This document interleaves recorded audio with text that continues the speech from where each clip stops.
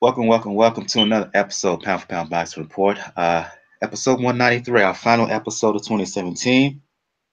I'm your host, Michael. Joining me this week, um, Jacob from the Inscriber, Daniel. Excuse me, Jacob from Jab Hook, Daniel from the Inscriber. What's going on, fellas?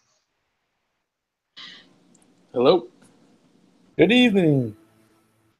Indeed, for those who are new to Pound for Pound Boxing Report, Pound for Pound Boxing Report, live YouTube show slash podcast, as well as blog talking all things boxing. The motto is when boxing is good, we will talk about it.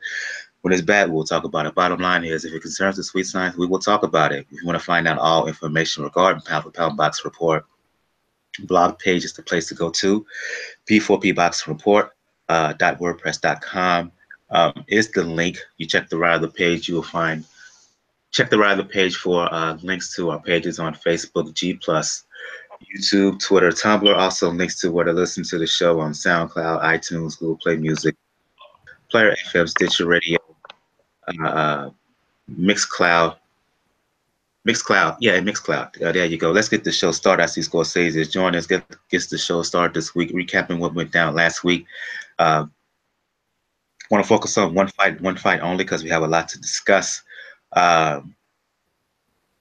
Billy Joe Saunders came to the U.S. last weekend. Well, not to the U.S., came to North America last weekend, defending the title against David Lemieux. Saunders winning by easy 12-round decision. Really toyed with him from the beginning. It was all Billy Joe. For his U.S. debut, he put how can I put it? I expected for Billy Joe to win as long as he didn't get caught. The fact that he did basically what I expected him to do, in my estimation, outboxed him even more impressively than, say, Golovkin did when Golovkin stopped Saunders, stopped Lemieux, last year. Even though the fight ended in a stoppage for Golovkin, I thought that boxing-wise, Billy Joe Saunders did even more to Lemieux than Golovkin did. In fact, I felt that if Billy Joe really wanted to, he could have stopped this dude if he chose to. But apparently, after the fight, his corner decided to say, "Don't go for it. Just keep doing what you're doing. I'll go to you. I'll go to you first, Jacob. Then you can follow up, Scorsese and Daniel. Your impressions of the fight and how Billy Joe Saunders looked against David Lemieux this past weekend." Yeah, for me, it was, I had picked Saunders to win. I said that Lemieux's pretty much his only shot was land with some power or land a power shot. But that, even though Billy Joe Saunders didn't have the greatest, outings his last few times out, that he should be able to outbox him and avoid those punches. And it really showed. I mean, I kind of already knew that Lemieux was already one-dimensional, but it showed everybody even more that he was one-dimensional. I had a lot of people on Twitter that were picking Lemieux to stop Saunders by knockout, but all he did was come forward. In the Golovkin fight, he can't stop the jab except with his face, and Saunders did a very good job of landing that jab. Probably could have landed a little bit more, but he just comes straight forward and he doesn't cut off the ring, and he just looks for like a big punch. And he makes to me, he makes a big mistake in not trying to stop a mover like Saunders by not going to the body. He's pretty much a headhunter. And I think, he had a spectacular knockout against Stevens, and he's had some big knockouts in his career. So I think he kind of falls in love with his power, and the better man won. I actually gave Saunders all 12 rounds. I even had one round. I remember, I think it was like the 7th round or something like that I had it a 10-8 round because Lemieux didn't land like nothing. He landed absolutely nothing and was getting, embarrassed. So, good win for Saunders. I do think, well, I'm sure we'll talk about, what's next for him, but I do think that, again, the right man won, and I'll let the others speak on the fight itself. Go to you, Scorsese. Your impressions of the fight, and then you can follow up, Daniel. I feel so bad for people who have to sit behind on Saturday nights that box and watch the pathetic showings that David Lemieux puts on time and time again when he gets the main event. So it got to be better people out there to put in the ring. He embarrassed his country. This man went over there. I'm gonna kill you, blood and pain. Bitch, shut the fuck up. You didn't do nothing. That's how get the fuck out of here. Big punch. He's the worst kind of fighter. Naturally blessed with fucking power, can knock a hole in the wall. But what the fuck else can you do? Nothing. Learn to get off a heavy bag one day. How about that? Go beat up a double end bag. Go do some damn footwork drills, you big fucking bum. Matter of fact, go to the WWE, you piece of shit. I'm tired of him. But remove him. Adrian Broner, you two, them two go together. Damn. That's Saturday nights. It's just a waste of your time. Oh, I beat up Curtis Stevenson. Got these dumbass fans coming at me. You see that knockout with Stevenson? He gonna anything he touch. First and foremost, he ain't gonna touch nothing but his damn cup in his trunks and the inside of his gloves. After that, he gonna have a hard time hitting anything. He's that garbage. And I can't stand his ass. Billy Joe Saunders looked brilliant. Told this fool he was gonna smack him up all night, and he went there and smacked this stupid ass up. Look, he embarrassed him so much. He embarrassed him so much, made him pull his dick out at the way in, just go in the ring, get his nose busted and his face beat up again by a guy that wasn't even supposed to be the puncher. Good for you, David Lemieux. And after this, just get your bunk ass out of my sight. How about that? HBO, quit selling this shit to me. That's it.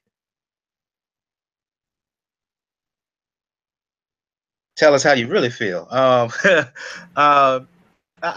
go to you, Daniel. To Scorsese's point, it wasn't just how pathetic a performance Lemieux put up. It was the fact that he can't. It was the excuses that followed afterwards. Well, I heard this, I heard that. No, you were just getting yourself thoroughly outboxed. Deal with it. Come back another day and try to learn something. So yeah, not only talk about follow up on what Scorsese was saying about David Lemieux and his pathetic performance, but in the aftermath, a lot of our UK followers, or UK supporters, and UK boxing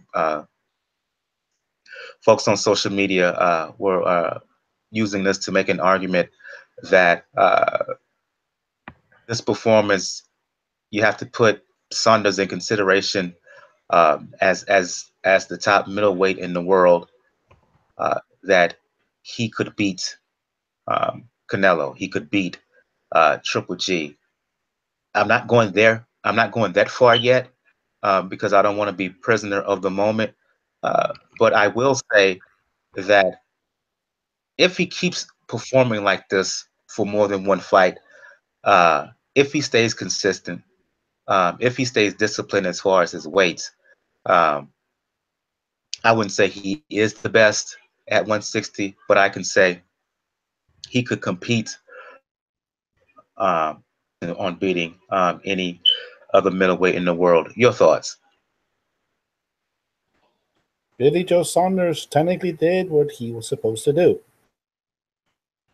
I said it last week, like he had a chance. And if he just outboxed him because he's supposed to outbox David Lemieux. And he did it thoroughly, he did it efficiently, and he did it with gusto. From round 1 to the end, round 12. It was a good performance. It showed the variance of his skills. But here's the part, and this is the part where unfortunately I do miss our good friend Gus here, because he was expected to gloat when it comes to his performance. It still doesn't change the fact that I'm going to call him Billy Ho. Simply because of the fact that until I see a press conference with him sitting there beside Canelo, beside Golovkin, and knowing his history, he's still Billy Ho. He beat a guy he was supposed to beat. You can talk all you want, but your previous history has stated that when Golovkin offers you a fight, you ran. When Canelo offered you guaranteed 2 paydays, trying to rob him, Daniel. They was trying to rob him. Don't do that. They was trying to rob him with that blood gushing New Jersey fool. What's his name? The fight was in Texas, Scorsese. Yeah, The fight was in Texas. Even worse. What's Texas do that? No, I would agree with you if Gabe Rosado was a Mexican. No. It's all the Golden Boy has. They ain't got time to go looking for Mexicans. It's all they have. Golden Boy in Texas was going to rob him because they don't want him Golden Boy They don't want him to outbox Canelo, just like, and he will. I'll go for Gus. He's going to outbox Canelo. No, Lemieux is a Golden Boy fighter, so that excuse is thrown out the damn window. Yeah. They couldn't. They wanted to do it the other night. They couldn't. The fans had spoken. This wasn't happening.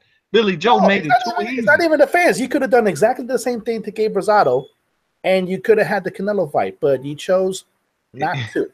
You chose not to. Unfortunately, the profile is different. The profile is different. The profile is not different. Yes, it is. Let me tell you why it's different. Because if you rob a man and then you put Canelo in the main event, people don't have time to complain about the main event. They got to watch Canelo now. If you do it on HBO, main event is done, and you flat out just rob this guy, it's going to be talked about the next Sunday, the Sunday after. I mean, the Sunday coming up, the Monday is. We got to talk about Canelo that Sunday and Monday after. They were trying to take his title. If they wanted to fight Billy Joe, they could have fought Billy Joe, and they scared too because Billy Joe would jab Canelo face off and move around him all night.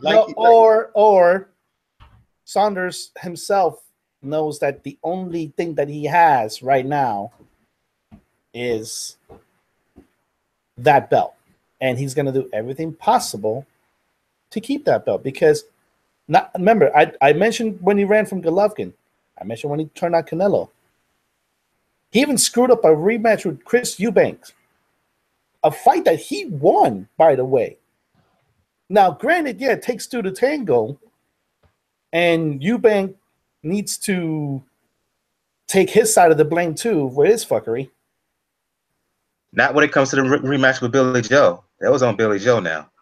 Yeah, but again, it goes back into the history. You presented these big fights, and you back away from them. Well, he signed for Golovkin. He signed for Golovkin in Kazakhstan, and they went with Canelo instead. Golovkin said he wanted the belts all along. He went for the money. Billy Joe signed for that thing, was ready to go. Look, Billy Joe's been a fuck up, but he showed you he can outbox either one of them clowns. I'm telling you right now. Yeah, one performance, one good performance is not going to erase Akabov. Wait a minute, point of correction. I tell you, one performance is not going to erase Akabov. It's not going to erase Willie Monroe Jr. A point of correction here. Billy Joe did sign to fight Golovkin. However, Golden Boy was dangling that carrot that if you take that fight, you may not get a fight with Canelo. So it's a tricky situation. Yeah, true. But I thought he wanted all the belts. Billy Joe said, "Here, that final piece." But he also wanted the Canelo fight. And he He's scared. Okay, so I can believe Scorsese's so I can right. believe he was scared. I can believe he was scared. I can believe he was scared that Billy Joe was gonna get in shape and slap the blood out his nose just like he did Lemieux, and then Billy Joe was gonna get a Canelo. Billy Joe can beat either one of these damn dudes. They're just simple. He can beat Canelo. He's going to beat Canelo. And if Triple G find himself not being able to cut off a ring again, he gonna get beat too. Okay, yeah. I agree. I agree with you, Scorsese, though, on the one point, in the sense that Golovkin and his team have been talking about all the belts. So you shouldn't. The whole Canelo fight shouldn't have even been in the conversation. He should have took the Billy Joe Saunders bout if it was about all the belts. But I would also say that, Billy Joe Saunders fought a one-dimensional fighter in Lemieux, so he looked great in doing it. But let's not mix that up with the likes of a Jacobs or a higher level competition. I mean, you just went on a rant about how much garbage Lemieux was. So if somebody beats a garbage fighter, you can't give them like a ton of credit. They garbage too, Jacob. They garbage too. Daniel Jacobs is garbage. All right, they are garbage too. He's straight up and down. Billy Joe Saunders will do what he want to do. He is too damn smart for them. He's too agile. They don't see it in him. He darts to what he wants. He's better than them, man. And Well, it just is what it he's is. so much better than them that he lost to Akabov in reality. Yeah. And they had to Daniel, give back you're them right. the You're decision. right. You're right. He was an asshole. I will just tell you this all the time. He is not disciplined at times, but when he has it right, and he had it right, and he's likely going to keep it right because he's in the prime of his money career, not just his career potential attributes. This is where he can make the money now. He gonna keep it right. New trainer, new settings. He's not fucking partying with his families no more. No, he's out here grinding. Really? And He's they with Tyson can't beat Fury. him. He's with They Tyson can't beat Fury. him. He's with Tyson Fury. It doesn't. All that tells me is they're going to be on your same bullshit. I'm He sorry. wants to be great. He wants to be greater than Tyson Fury. That's Tyson Fury don't even know it. Billy Joe sitting behind him like, you big fuck up. You watch how I do this though. That's what Billy Joe doing. He had it. He went up 20 pounds, not 100. He went up 25 pounds. He dropped that thing. No, what about 40 pounds? Then he dropped that thing back down. Look at him. He ready to go. Well, that's all fine and dandy. But until he gets into that press conference, let's talk future here, fellas. After the fight, Saunders called out Triple G next. That fight is not going to happen. So the question is, before a possible potential fight with Triple G, or let's just say the winner of Triple G and Canelo, which presumably will happen at some point next year, where does Billy Joe Saunders go? I'm not going to say that Billy Joe Saunders would beat all these other guys at 160 because I just don't think so. You got Jacobs out there. You got Murata, which is I think a fight he should go for because it means some money. You got Charlo out there. I'll just ask and anybody can respond. In the interim, you got his mandatory, which I believe is Sullivan. Where does Billy Joe Saunders go from here in between a possible fight with a Canelo or a Gennady Golovkin? You just mentioned it. Spike O'Sullivan. It's an easy fight to make. It's a UK fight. He doesn't have to travel. Now, and because every other fight that he has to take, he's fine. He was smart enough to go to Canada. Is he willing to go to Japan for Murata? Because I'm pretty sure Bob Arum will outbid Frank Warren. Jacobs, I don't see that happening simply because just like we had the division, the Top Rank and Golden Boy, there's a division in the UK, Frank Warren and Eddie Hearn. And with Jacobs being an Eddie Hearn fighter, that fight's not happening, unfortunately. So he could take care of Spike O'Sullivan. It'll be a good fight. That's another fight he should win. But unfortunately, and this is one I wanted to get into. Unfortunately, what Saunders has shown to me in his last 3 fights is that he's willing to fight down to the level of his competition. You're going to get, and you got saved once before with Akabov. We don't know if he's going to get saved down with O'Sullivan. Jacob Scorsese, your thoughts, the future. I thought he flat out schooled. I thought he flat out schooled Monroe. So that performance to me, I think some people overlooked that. Monroe was supposed to be the slickster. Billy Joe went in there. I'm faster than you. I'm slicker. Come on, Monroe didn't fight. It's a reason he didn't. It's a reason. It's a reason he didn't. He got punked. He got punked. He didn't think that Billy Joe Saunders was willing to put an elbow in his face, willing to rough him up against the ropes. It's when not he didn't try. He didn't try. That's my problem. He didn't try. I get it. Just like Adrian Broner didn't try sometime versus Mikey Garcia because he knew better than to try. What's the lyric? That's on the fighter themselves. What's the lyrics? When you try hard, you die hard. They don't want to try.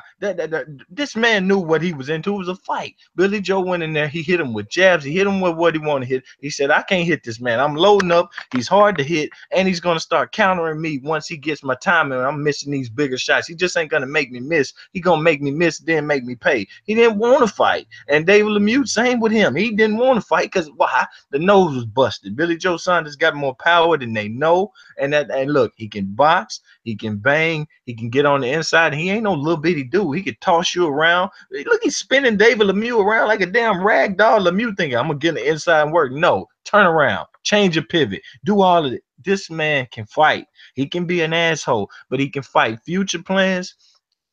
Who's that middleweight demanding anything? That means these guys want to talk. They don't have themselves in no kind of position. Until you're the mandatory, you should be fighting 2-3 times a month. I mean, 2-3 times a year. What I mean, Jacobs, you want to talk and call them out, but what money are you bringing to him? What mandatory are you? Who did you fight that's about to be as mandatory and beat? None. Dude with the tongue piercing. Why should he give you his position? Andre, whatever fuck your name is. Why should he give you his position? Because you got a new tongue ring? No, he should wait on the people to pass on Canelo and Golovkin, do whatever they doing, and say, look, y'all said I'm the easy title. Come get it. Come get it. Until somebody is mandatory, he don't owe them nothing because they wouldn't give him nothing. That's how I feel about it. I'm tired of these boxers saying take up for me when they don't even do the right thing when they in position. You know, you have a point, but the counter to that, you know how you're saying these fighters they're not in a position to do anything, so they should be fighting 2-3 times a year. Same thing could have been said of Saunders. While he was out on the shelf getting fat and happy and sloppy and taking all this stuff. Yeah. Same thing could apply to him. So I'm just saying. Yeah, but his offset is this. Unlike them, he found his way to a title. And through all of that, he kept it. He gave himself some kind of leverage. And these guys in Golovkin, and Golovkin, he has leverage with Golovkin because Golovkin loves titles. And Canelo, he has leverage because that's now a sellable name. You can bring the UK over. That's another pay-per-view for you. Yeah, but he got lucky to keep it. He got lucky to keep it. Hey, sometimes that's what it takes. These guys don't even got luck on their side. They don't got nothing. So I wouldn't give them anything. I say come be my mandatory. And the WBO just made them fight 2-3 mandatories in a row. You should have been finding your way to that position, but they don't. They want to sit around and say, "So and so dug me." Akabov was not a mandatory. That was a voluntary. Yeah, Monroe and Lemieux, 2 mandatories in a row, I believe. Let me get Jacob into this. Jacob, your thoughts? My thing is that it's easy to keep your belt when you're not fighting. I mean, the facts are there. He wasn't fighting as often as everybody would like these fighters to fight. So if you're not fighting and the organization isn't going to strip you for your belt, then yeah, you're going to keep your belt. But Billy Joe Saunders, I mean, I would like to see him fight at Jacobs or at Charlo. I wouldn't even mind seeing a rematch with Andy Lee. That's the guy he won the title from. Andy Lee was out for a little while. I think he just got a win on an undercard not too long ago. I think that's a makeable fight. And he was, obviously the former title holder. And it was a good fight. It wasn't a blowout, even though he knocked him down, I think, a few times. But I don't know that the best course is to wait around for Golovkin and Canelo, because that fight's not going to happen until May, and then who knows how long after that. Before you're talking about another maybe possibly 3 months after that before you get to fight again. So for me, I want my fighters to stay active. I want people to defend their belts. I want them to do it against top competition. So, I would love to see him fight these guys, but Billy Joe Saunders, I don't know, the negotiations don't always seem to go his way. And if he's going to wait around, then I think, and he's done it before, I think we could see a situation where he's on the shelf for quite a while. Let's go into some news here. because it's going to be a bit of a long show since we kind of going to do a full recap of the year in 2017.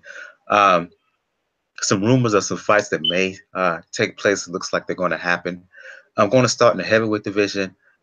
I believe it was last week we were talking about the face-to-face engagement trash talking between Deontay Wilder and Luis Ortiz. Well, in the aftermath of that, it looks like there are negotiations, there are discussions taking place for Wilder and Ortiz to fight March 2018. I believe on Showtime. I just open up for everybody in the panel here.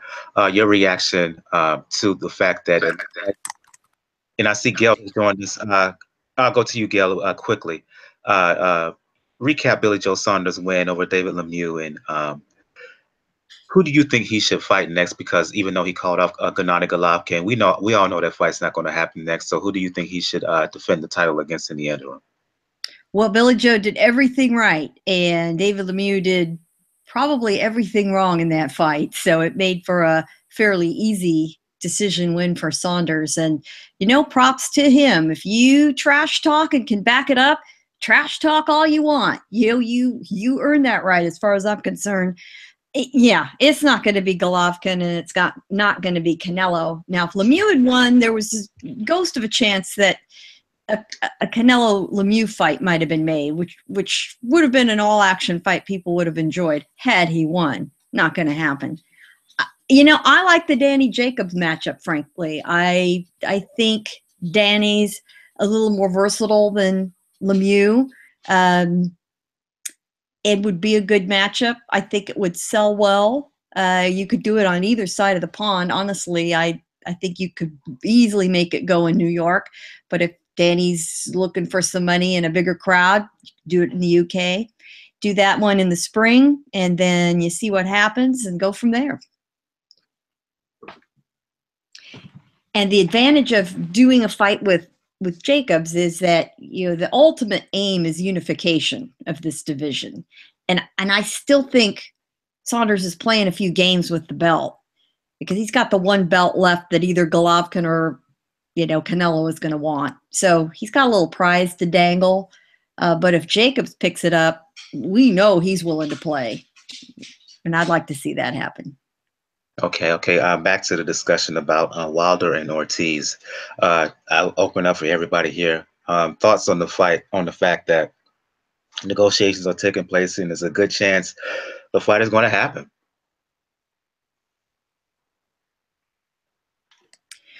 What bothers me a little bit about this fight, since I have the table, I'll continue, is to hear statements that the WBC has cleared Ortiz. Well, I'm not sure it's that clear cut that they've cleared him. They're allowing this to move forward, but cleared, I think, is a bit of a strong word. But, these are the dance partners that can be made. And I'd certainly rather see this matchup than see these guys sitting on their rumps on the sidelines or, fighting tomato cans. It'll make for an interesting fight. I don't know what what Ortiz has got in the tank for Wilder. We fought a, pushover last week. It was sort of a ridiculous exercise. We'll see what he's got. I think you had to clear the decks and had to make this fight. I can't claim to love it, but I understand the reasons for it. You was wanting to comment, Scorsese? I really don't know. It's like good for Wilder, good for Ortiz. I hope Ortiz knocked the spit out of his mouth so I don't have to hear negotiation talks no more from these heavyweights instead of earning whatever they want. It'd be the best fight for both of them. So, yeah, hopefully they can get their crap together. And I don't want no misfortune, VADA, I don't even believe in that stuff these days no more. It's just getting out of hand. So, yeah, them two. Daniel, Jacob, your thoughts on the possibility of a Wilder Ortiz bout for first quarter next year? First, they had to figure out the date because initially it looked like it was going to be set on March 3rd. But Steven Spinoza came out and said It's more lines to look towards April or May, which tells me maybe they know that the March 3rd date wouldn't work because you're going to have the Kovalev fight on the same night. And you can do counter programming on one end when it's two different cities. It's hard to do it. It's hard to do it when it's in the same city.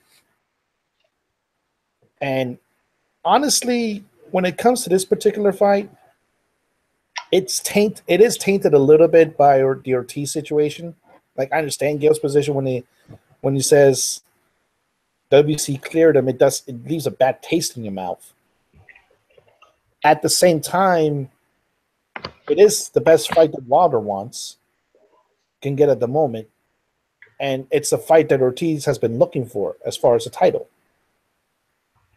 So it serves purposes for both. And like I said, they don't make a statement. Wilder wins.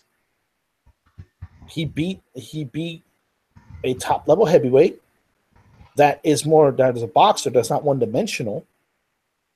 If Ortiz wins, that's a scary sign for Joshua. Then suddenly unification fights to me go out the window.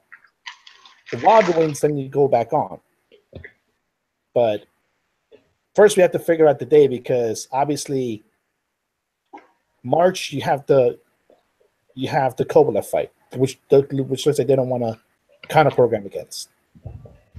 And May, should everything already be lined up the way it's supposed to be, May's going to be all about Canelo Golovkin too. So most likely they'll probably do, if they're going to do it, they'll probably do it in April. Gives guys plenty of time to train and plenty of time for Luis Ortiz's team to actually fill out paperwork and actually list the things that he got into it, because this fight could have happened a few weeks ago if his team didn't fuck up. Plain. Jacob, your thoughts? I mean, I wanted to see the fight, to begin with. And for me, as long as everything comes out clean, as long as they do what they need to do, I think it's a top fighter in the heavyweight division fighting a top fighter. I don't want to see any more Wilder Stavern or Wilder Areola or any of those kind of fights. I want to see him step up his competition. And to Wilder's credit, even though I'm not a fan of Wilder, he was chasing those fights. He was gonna fight Povetkin. He was gonna fight Ortiz. There was another fight that fell through. So he's doing everything that he has to do, and he's calling out everybody, and he has confidence in himself, and he's doing all the right things, in my opinion. Whether he's willing to travel and do all that stuff, so he's doing all the right things. Now, Ortiz, not too many people get a second chance, so just don't fuck this up, brother. Like, you better be on your shit. And if you're not, then you can call his career a wrap.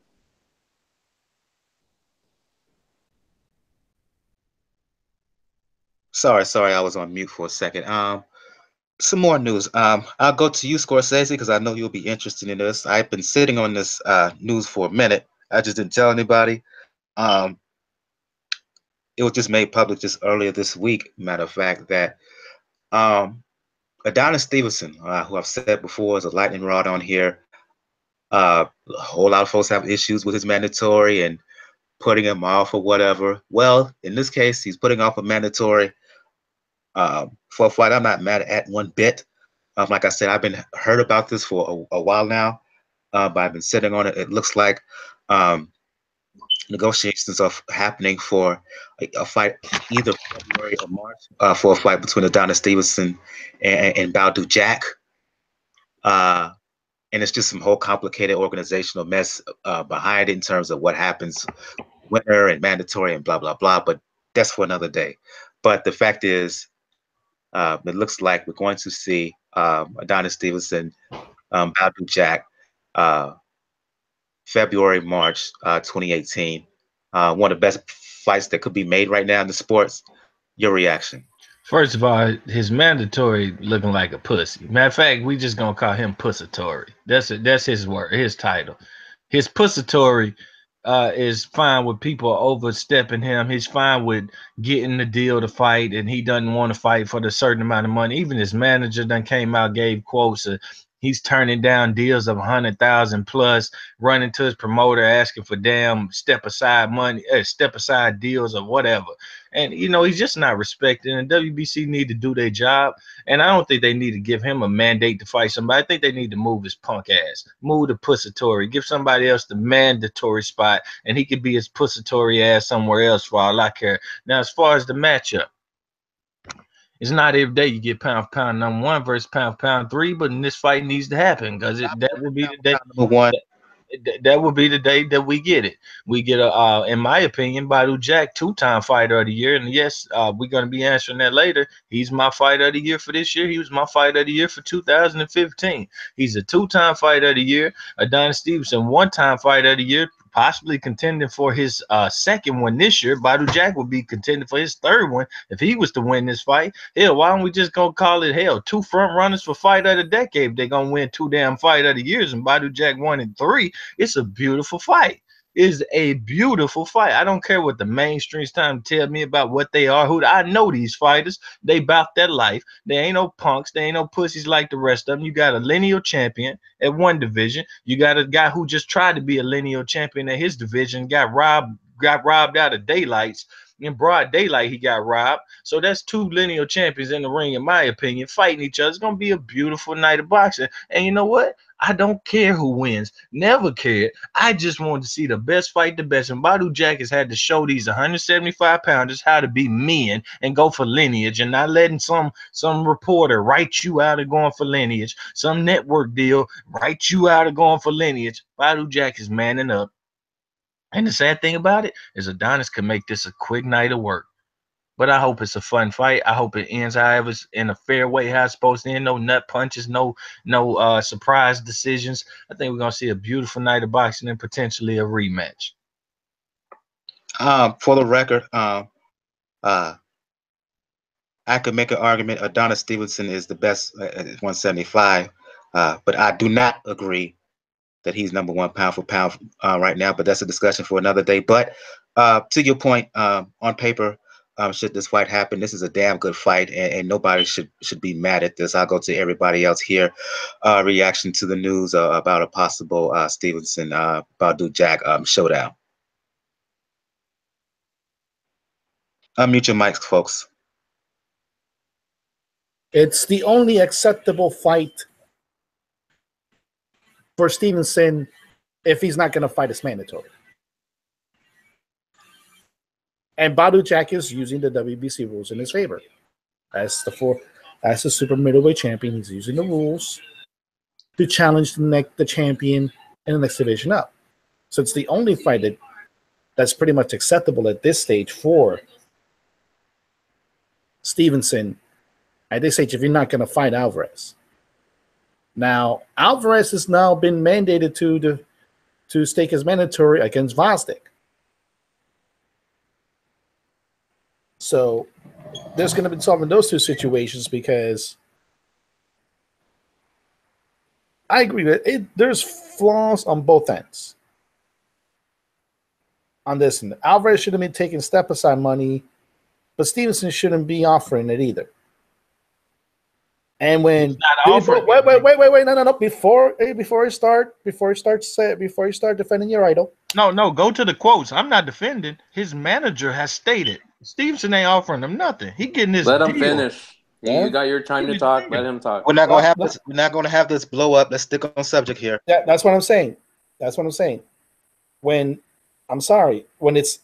both fighters essentially almost have the exact same team, one side is pulling out the other.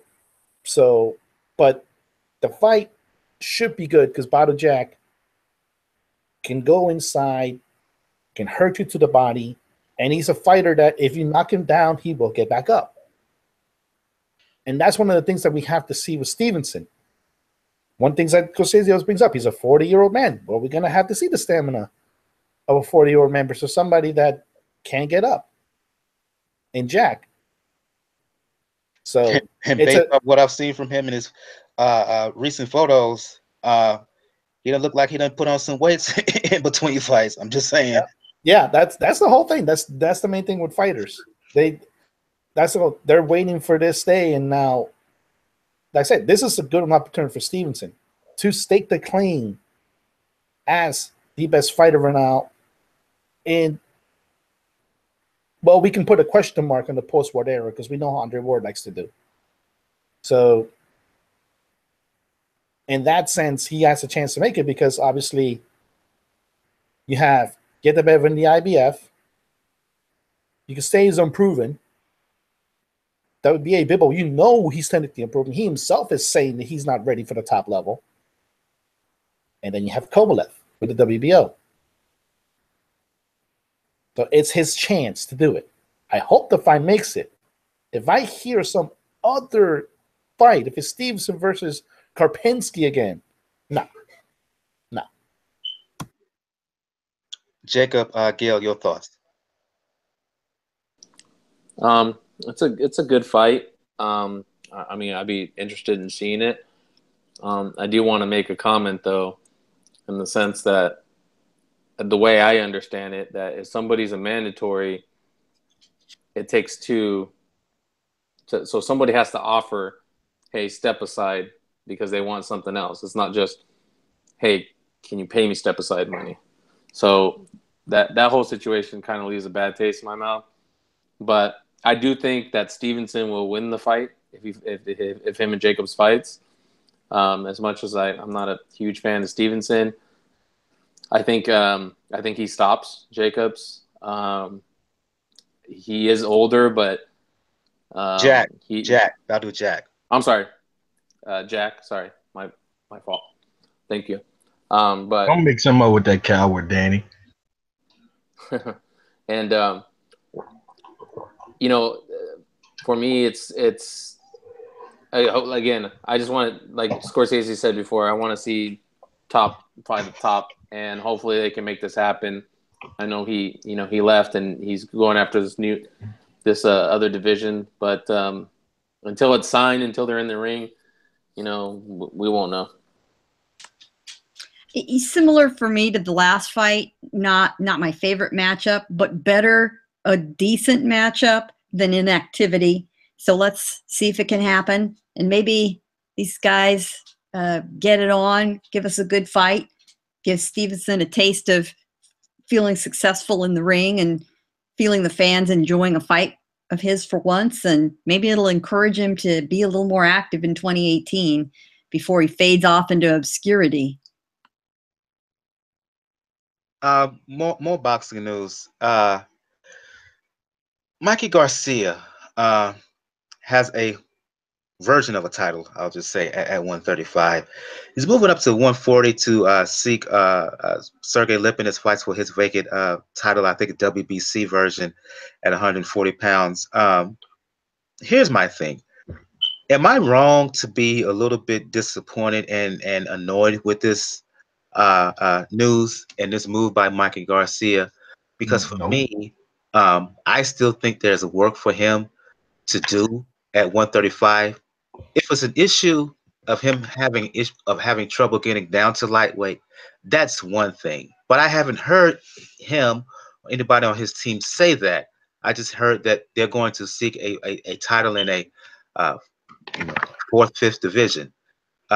So if that's just the case, I don't like the move because there's still opportunities for him at 135, and he didn't establish himself as the guy at 135, in my opinion. Your reaction? The way that Adonis Stevenson is talked about, that should be traded off to Mikey Garcia. The layoff 3 years. I don't care if he wanted it or didn't want it. He set out 3 whole damn years. All right. And we talk about obscurity. The man comes back, get one damn fight versus a tailor-made style, throw him into the pound-for-pound rankings, and now look at him fighting a damn Lipinets who didn't even probably win the belt. But from what I saw, it was close.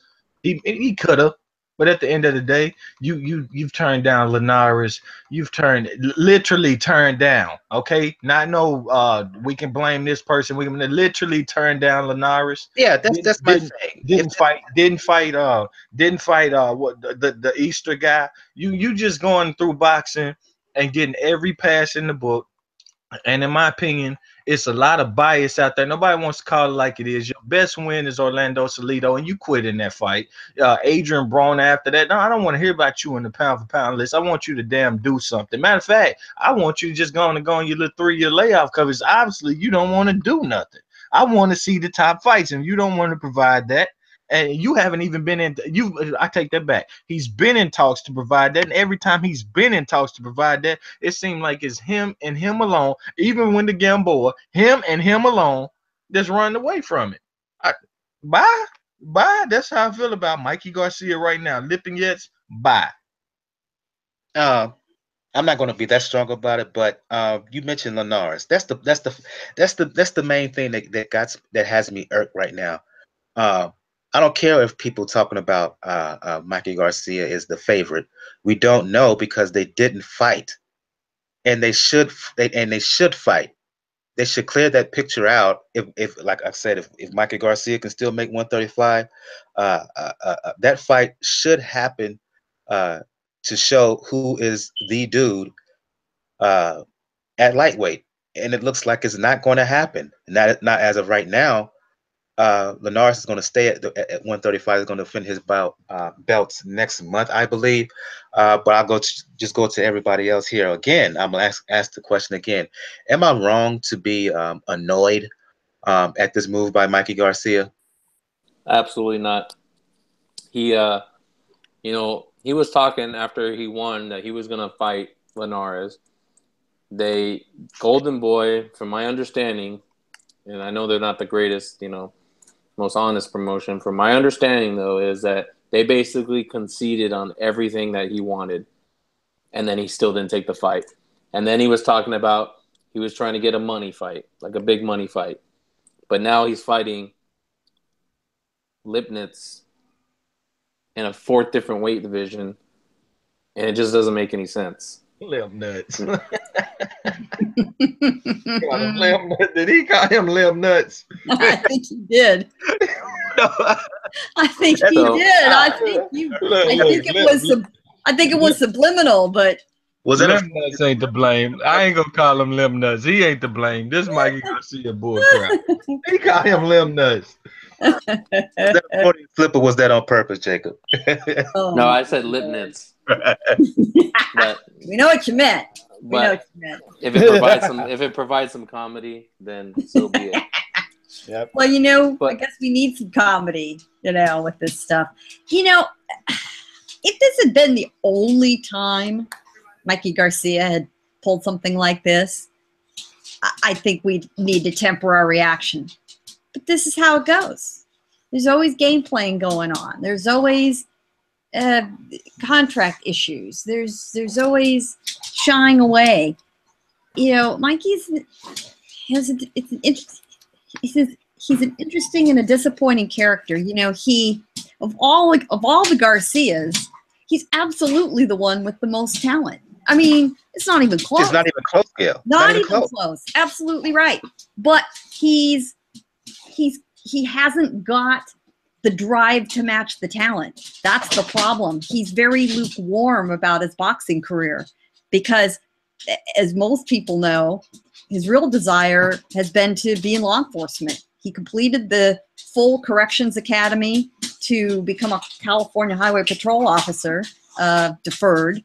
The deal is he's so naturally talented at what he does. He's so good at it, and the money's so good. He realizes, I'd be a fool not to pursue this, put my other career aspirations on hold. So he has these long layoffs because he's sort of personally lukewarm about his boxing career. Boxing is hard enough if you don't have the drive to do it. And he walks away, and then he brings his hands over his contracts, and then it gives him a chance to walk away and sort of reassess whether he wants back in. And then he misses it, and he probably misses the money, and he gets back in. He gets a taste, you know, he likes the attention, he's winning, you know, and I think the same old, you know, issues come back over him about, well, damn, this is, you know, yeah, it's good money, but I'm not sure I love it enough to work that hard. And then he starts, you know, dickering around with the contracts and the issues, and, you know, we just don't get the right fights with him. And it's such a shame. He's, you know, he's a good human being. He's a great member of his community. Just had a big event up in the Ontario Riverside area. You know, he's great with kids.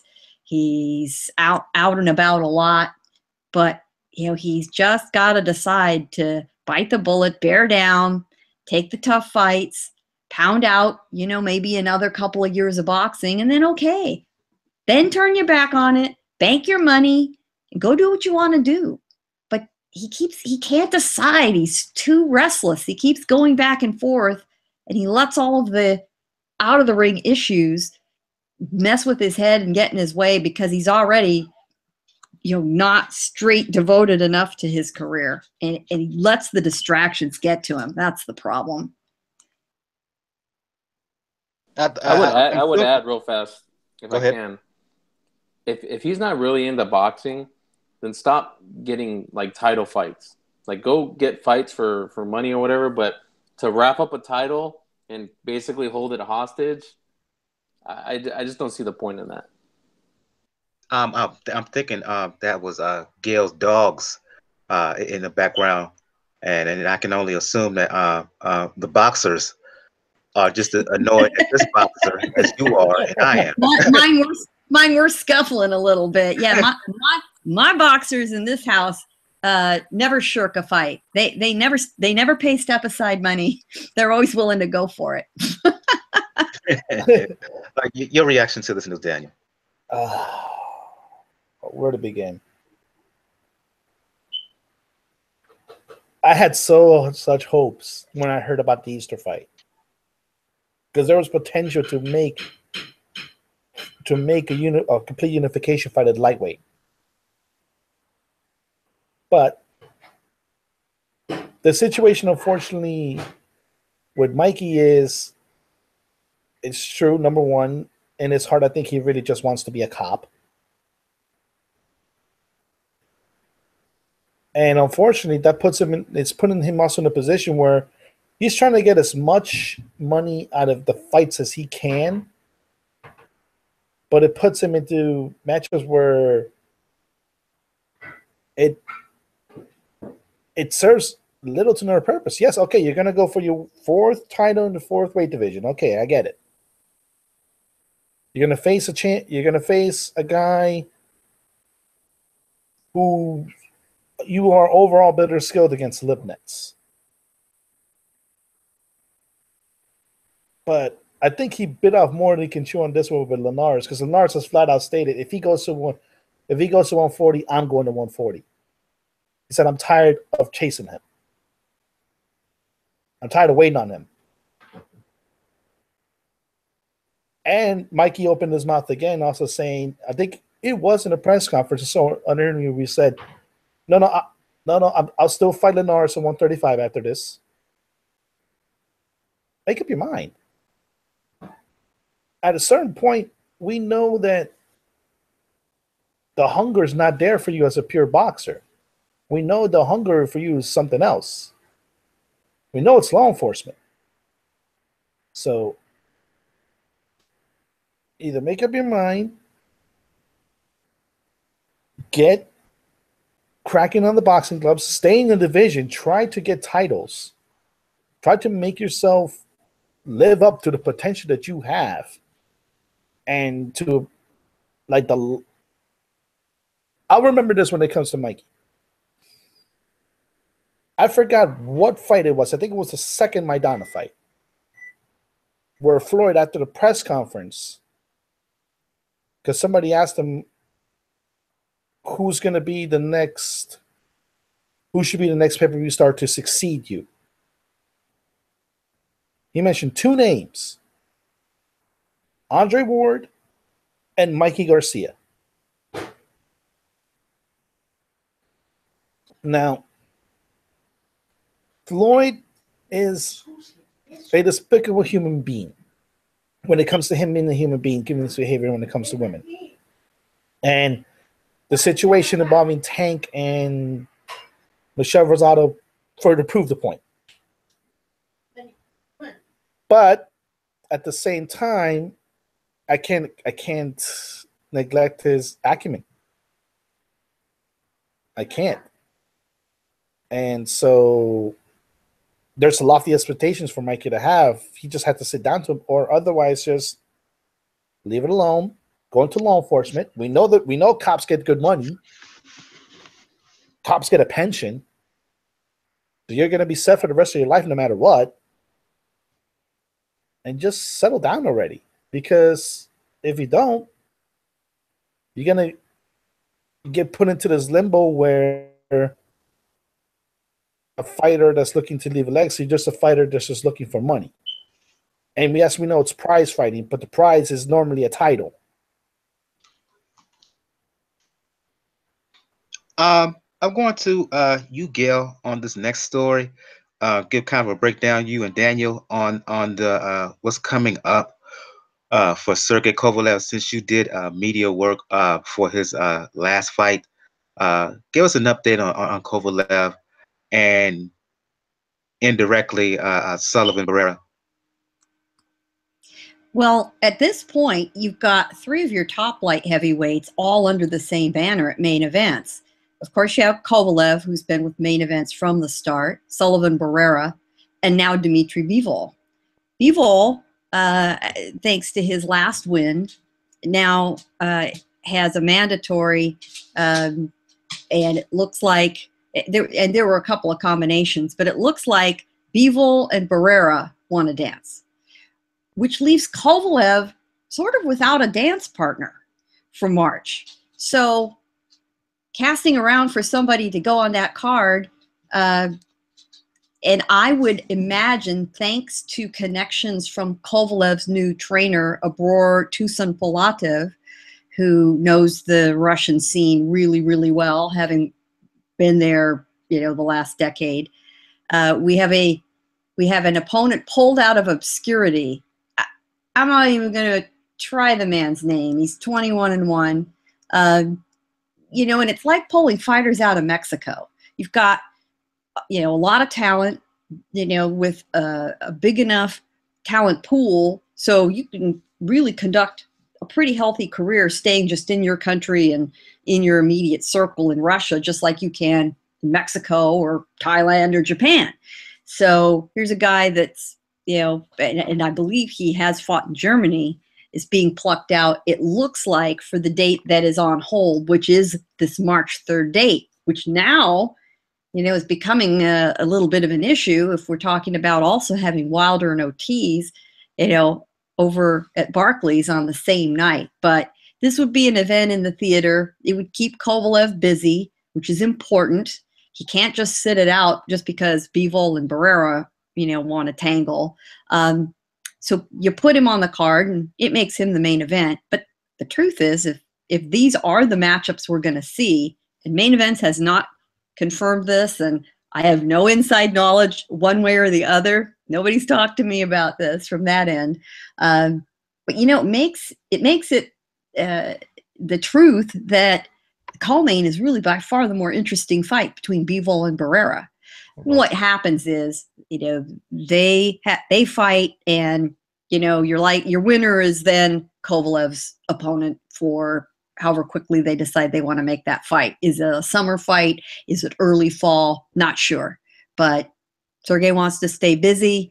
So, if they pull a decently talented Russian out for him to fight, I don't hate that.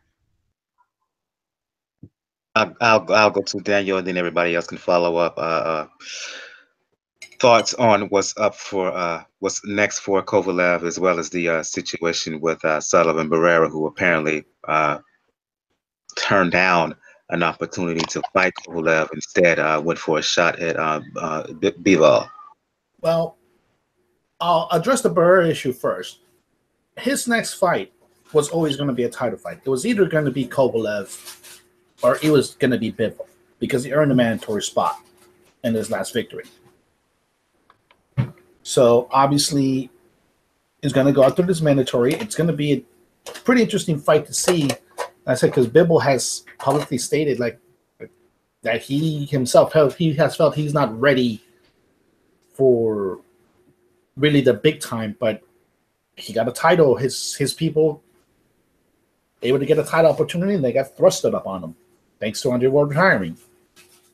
So that makes an interesting fight. Kovalev, this is an interesting fight in the sense where you want to kind of say that it's a unification fight because between him and I'm going to try to pronounce this guy's name. Oh, and by the way, I've got it. It's Igor Mikhalkin.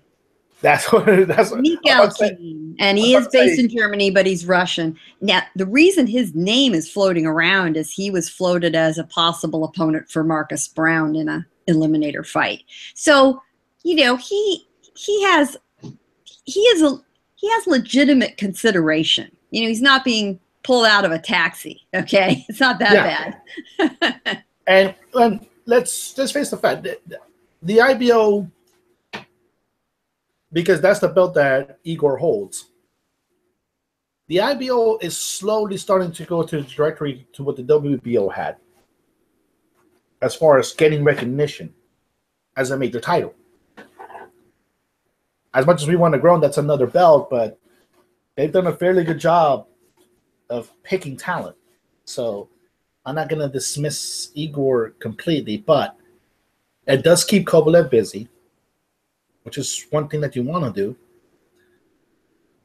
You don't. It's not going to be the big room in the Garden. It's going to be the theater. No, it's definitely the small room. Yeah. So they did not sell out the small room for his comeback fight. Yeah. So it's smart to stay in the small room. That's perfect. They're comfortable with it. And there's plenty of folks that want to see him. You know, the Russians and the other emigres are, you know, real happy. The Cubans are happy to see Barrera. It's a good little card. And one thing that is great about main events, they don't price the tickets out, you know, of reach of the average fan. So they'd rather see the seats full. Mm-hmm. So Jacob, it's a good fight. Oh, go ahead. I'm sorry. I thought you was finished, Daniel. Go ahead. No, but let's say it's a good stay busy fight for Kovalev. It's not exactly a pushover, but it does set the table up for his next fight coming up because obviously, whoever wins the Bivol fight is going to be most likely his next opponent. Right. And it makes the challenge, if you will, the threat worthwhile because there's a belt at stake. Yep. Barrera decided to fight Kovalev now. You know, Barrera doesn't bring anything to the table, but he will if he beats Bivol. So exactly. It really makes a lot more sense. And if Kathy really did give Barrera the choice, this really makes a lot more sense from that aspect of it, because if Barrera is willing to take a shot at Bivol, then he's got a lot more negotiating power with the belt. With Kovalev, yeah. And then Kovalev will have a very, very hard time saying no to him. Yeah, and not to mention the fact that Kovalev right now is going to be on this quest probably to reclaim all the belts that he lost to Andre Ward. Yeah. You fight the winner of this in the summer. If you beat either Bivol or Barrera, then your sights are going to be clearly set on Bietabev. Yeah. And we know that's a blood. Yeah, he wants to kick that man's ass and then some. He can't wait. But it's smart for him. You know, he's still getting to know his new trainer. He's back in the gym. You know, his new trainer said he got 20 days from the fight the Saturday of Thanksgiving weekend off, and that was it. And they'd be back at work. So they're back in the gym as far as I know. Jacob Scorsese, your reaction to the situation with Kovalev and Barrera and Bivol?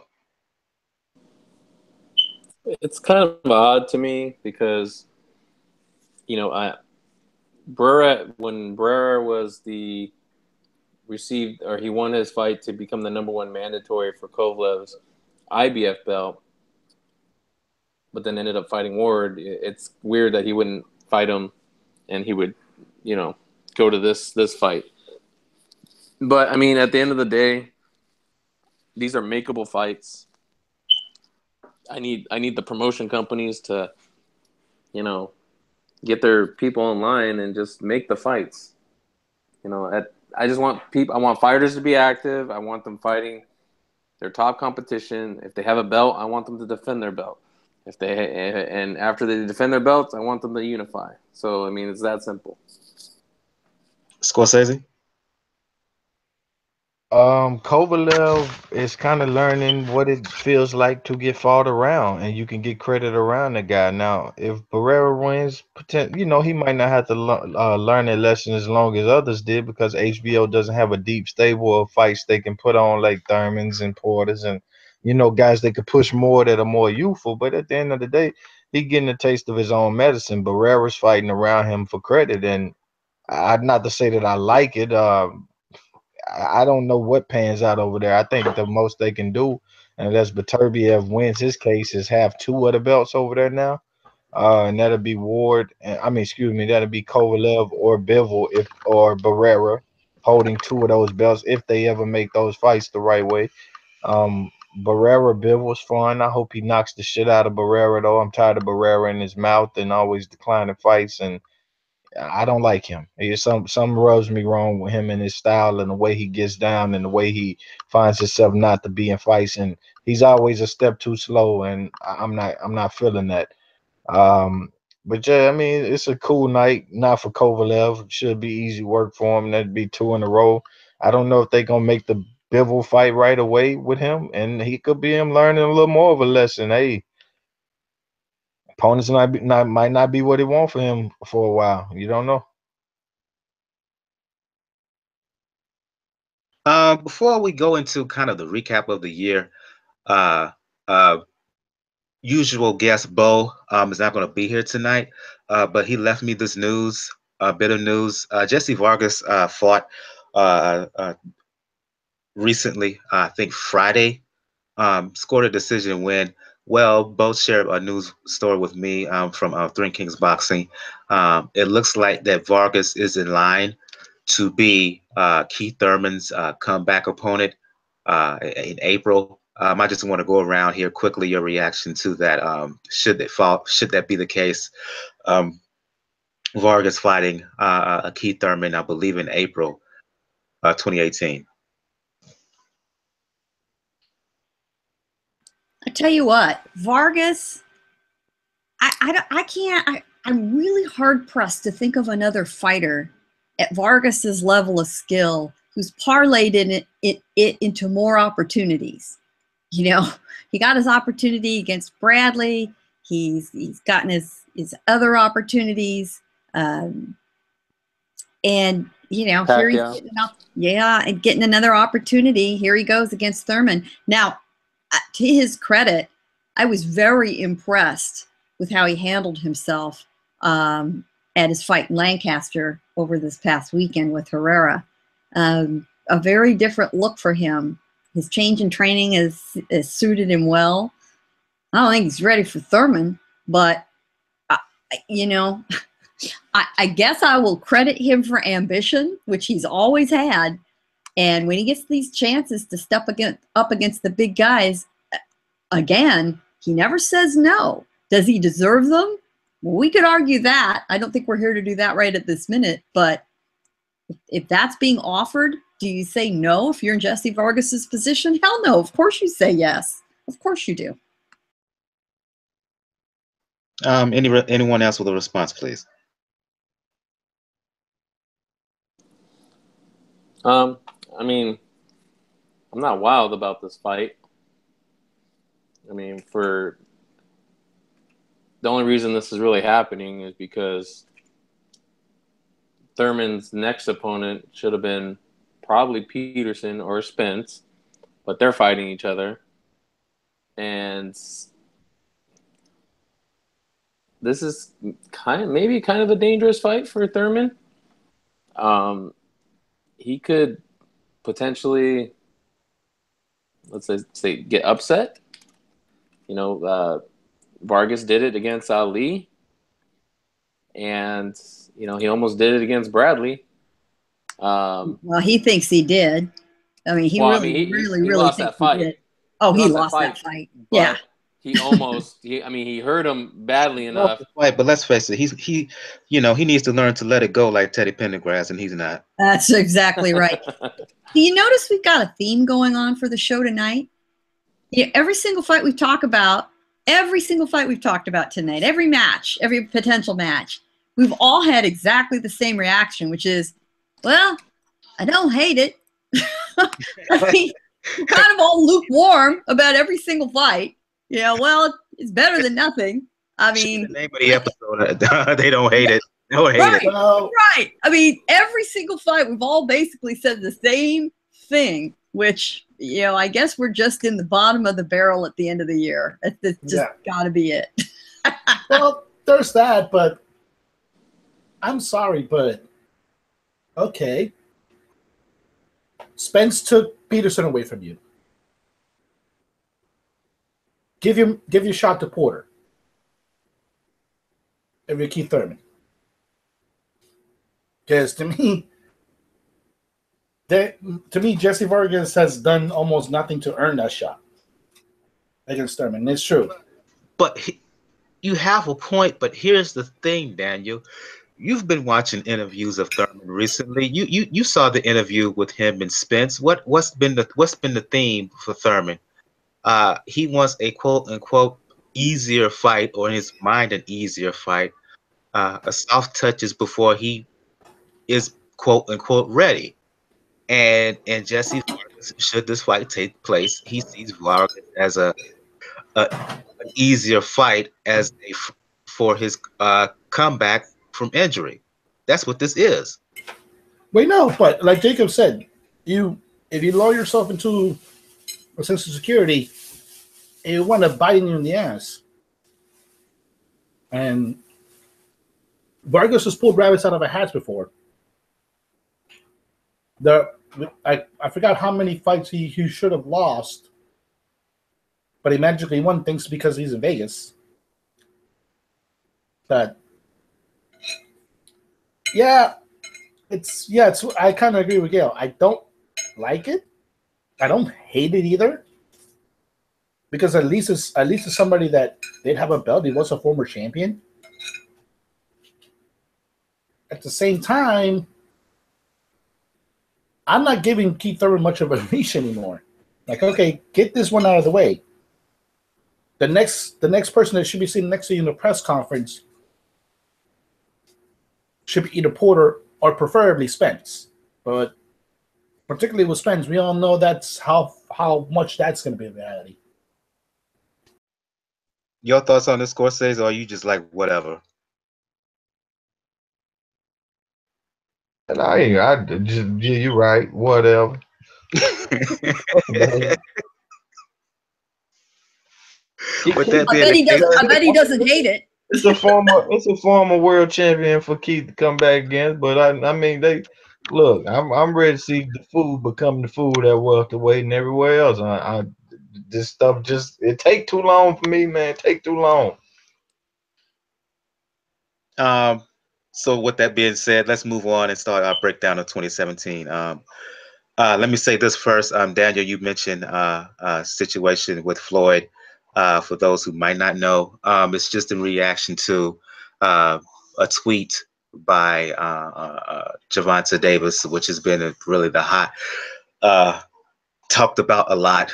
A tweet that Gervonta Davis said about Michelle Rosado, aka Raging Bait, and people has had a lot of reaction. I'm not gonna go into detail what was tweeted, but it wasn't nice, and the silence from TMT has been troubling to many, and I'll just leave it at that. Let's go into our breakdown of 2017 for the year. Let's start with give me a quick second. Let's start with a fight of the year. Ladies first, I'll go with you, Gail. Your 2017 fight of the year. Well, I'm picking fight of the year that was not only absolutely thrilling, but a meaningful fight in the big picture of boxing. It's got to be Joshua Klitschko for me. Really, this year there wasn't even a close second. That's my fight of the year. It was a thrilling fight. It signaled that important changing of the guard in the heavyweight division, which, as much as we all love the smaller divisions here on the Pound for Pound Report, is still the division that draws a lot of attention. Klitschko and Joshua put 90,000 butts in the seats. That's an impressive accomplishment. And yet a lot of drama, a lot of heart on display, and a great champion, you know, a first ballot Hall of Famer passing the torch, but not embarrassing himself in the slightest in the doing. One of his best fights in years. And who doesn't want to see Anthony Joshua now? To me, there's not even a clear second and third. It was easy for me this year. Some years it's tough. Not this year. Let me just go ahead and give mine. I agree with Gail 100%. It is Joshua Klitschko.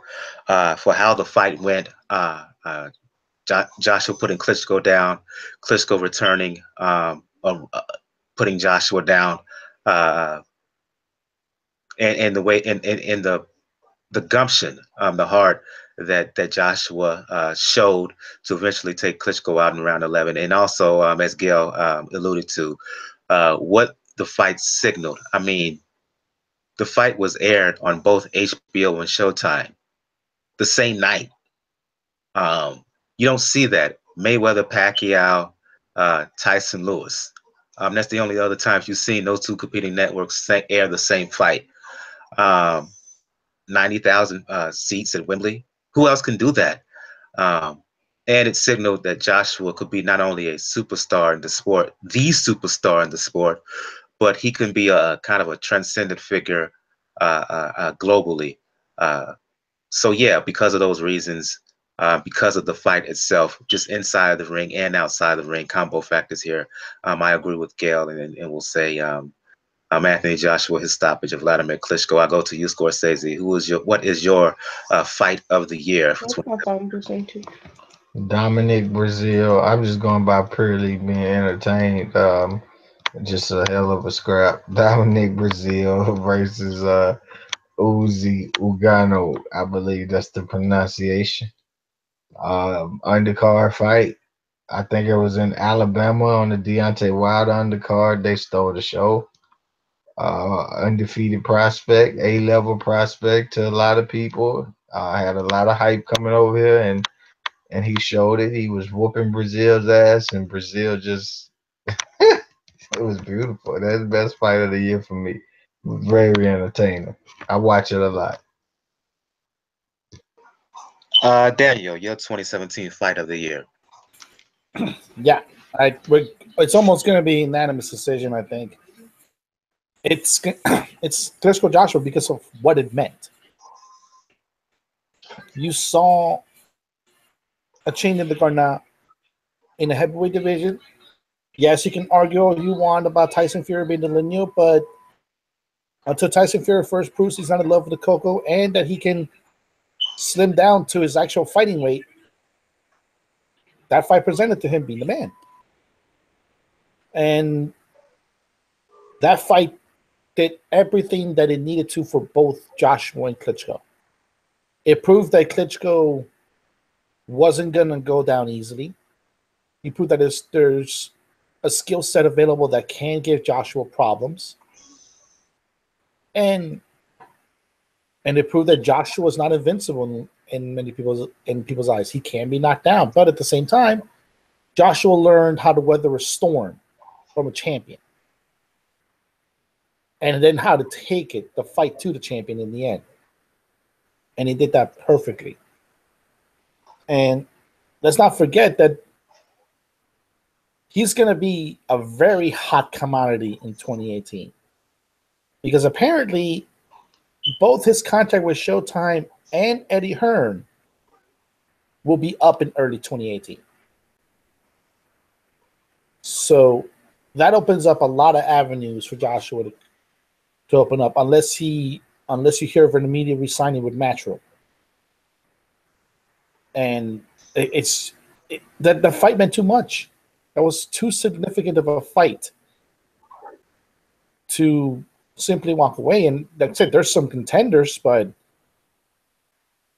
the fight of the year, what can you say? A fight of the year where I think in the same week, HBO and Showtime are going to do at least 3 re-airings of it. That should tell you enough. Jacob, 2017 fight of the year for you. I hate to be the odd man out here, besides Scorsese, but my fight of the year I always look at the fights that I actually attended, and I'm sure you guys have been to fights before, but to me, there's nothing like being at a live fight, and it heightens it for me. So my fight of the year was Estrada versus Quadros on the Superfly card. It was a great back and forth fight. You guys talk a lot about like it meaning something. To me, it meant a lot. One, it showcased the lighter weights that we talk about. And also, it gave Estrada the number one mandatory. He was the number one mandatory for Rungvisai. So, and that's a fight that we're going to see in February, which I'm super excited about. So that's my fight of the year. Low-key good pick. Low-key good pick. Fighter of the year.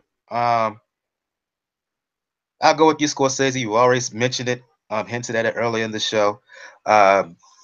Your 2017 fighter of the year. Badu Jack the Ripper. I don't care what the official statistics say. I know an ass whooping when I see an ass whooping. I know I can tell what ass whooping feel like because I done had my ass whooped, and I know James DeGale got his ass whooped. He know he got his ass whooped. He got his career ended basically.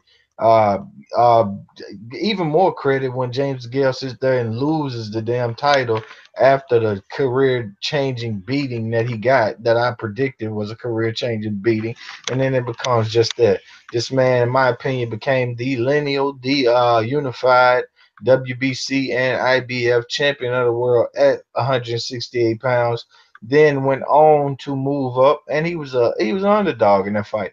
Went on to move up at 175, throw 100 punches in each round, and straight up stop Nathan Cleverly, just battered him, beat him up, ended his career. He basically ended 2 careers in 2017. That's my fighter of the year, man. And I don't rate the lower weights, and I didn't rate. I like Estrada. Not Estrada, but I call him Kit Kat, Rung Visa card. That's my guy. I like him, but I didn't believe in who he beat up, Chocolatito. So I just can't knock that over Jack. But at the end of the day, good on him. I got Jack for fight of the year, his second one for me. Daniel, your 2017 fighter of the year. Scorsese kind of mentioned it. Sursaket Rungvisai. Because I know Scorsese's getting that, but he did beat a guy that was considered a number 1 pound for pound guy first in a fight that it was pretty disputed. I could see where he won, but I personally didn't feel he won. But he sure did win the second fight. Oh, he bodied Chocolatito in that fight. He absolutely bodied him, and that normally, when you do that to a guy that was considered number 1 pound for pound at the time, it speaks volumes because now, first of all, you put that division in a much bigger spotlight. You put yourself now in position for big fights with Inoue. You're going to get to fight Estrada. You might get to fight Quadros if Quadros mans up one day. So that's the guy. Like he beat the number 1 pound for pound fighter. That was a consensus for a while. Sursaket Rungvisai. Jacob, your 2017 Fighter of the Year. This is easy for me. Terrence, the Buddy Snatcher Crawford. He unified a division. He did it in spectacular fashion. He beat, good opposition. This guy, and then again, this is just the beginning. I expect a great year from Bud Crawford in 2018 as he moves up. And, I mean, nothing I can say can do this kid justice. He seems to make all the adjustments. He does everything right. And, that knockout, a body shot knockout, which I absolutely love, of Ndongo, was just something of beauty. And, he's my fighter of the year. Gail. Thank you, Jacob. I have to second every single thing Jacob said for all the right reasons. It's Bud Crawford. Cannot wait to see him become the fighter of the year again at welterweight, whether it's this next year or the year after that. We'll give him 2 years. What the heck? We'll let him take the easy route. Yeah. To unify the division, that is a very difficult accomplishment in the current era of boxing. And he did it. And you've got to be willing to take on everybody. You've got to be willing to fight frequently, anywhere. And what I also like about Crawford is he has developed a following for boxing in the Midwestern United States by fighting in his hometown. He's filling arenas in Omaha because he's built the fan base. He is fun to watch. And what I've also enjoyed watching in the last 18 months or so is watching that killer instinct develop, that mean streak that a boxer needs to have when the going gets tough and summon. And he can do that. So he's fun to watch, skilled as all get out, just super creative in the ring. It's a no-brainer. And he ended Gamboa's career. Yeah, except Gamboa hasn't figured that out quite yet. I will say this. Bud was close.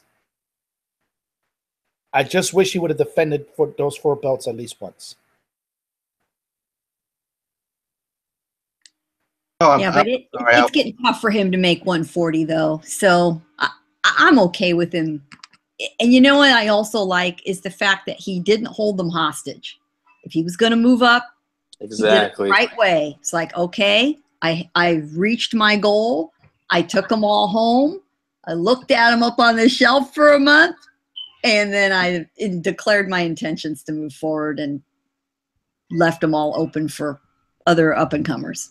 So that's the way to do it. That's the right way to do it if you're going to. Yeah, I was on mute there. My apologies. This is going to be 3 for me. Bud all the way. Bud Crawford all the way for me. When you are an elite fighter and you think of yourself as an elite fighter and want to prove yourself as the best, you do what Bud Crawford does. You seek out the top guys in your division, and you beat the top guys in your division. And in Bud Crawford's case, he not only beat them, he dominated him. He dominated every opponent they put in front of his face, taking them apart. I don't care what you want to say about Ndongo. Ndongo went in back-to-back fights and won 2 belts. Crawford put him in the ring and outbeat him. And not only did he beat him, he destroyed him. That's what you want to see in a fighter.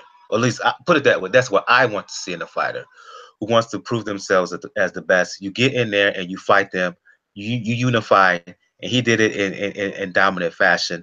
Undisputed champion at 140 pounds. Yeah, you would like to see him defend that title, but the fact that he had a goal, he met that goal, and he accomplished that goal, all in a year span, really less than a year span.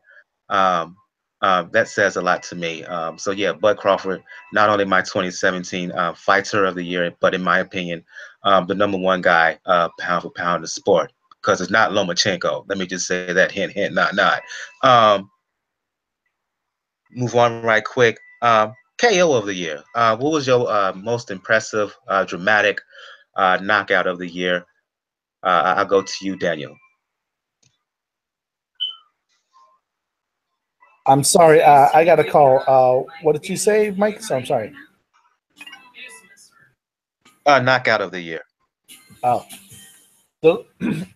I would probably have to say, yeah, I'm gonna say it's the Wilder knockout of Stavern. Not so much because it looked emphatic; it was just the malicious intent involved in that knockout. Wilder did not want that fight. He was tired of this. And he showed it from the first knockdown that he was going to handle business. And just the way Stavern was slumped down, pretty much a dead body, was proof enough. And like I said, it was emphatic and it had malicious intent. I know there's some other good contenders out there. The Lemieux knockout of Stevens comes into question, but that was Lemieux catching Stevens with a good short left hook. That knockout that Wilder did to Stavern, that was just malicious. That's a felony in some states. That was a slam dunk contest kind of knockout. Yeah, that was he literally did Vince Carter on Stavern. Walked away like it's over. Damn. I'll go to you, Gail. Your KO of the year for 2017. Oh man, Stavern was not even respectable opposition.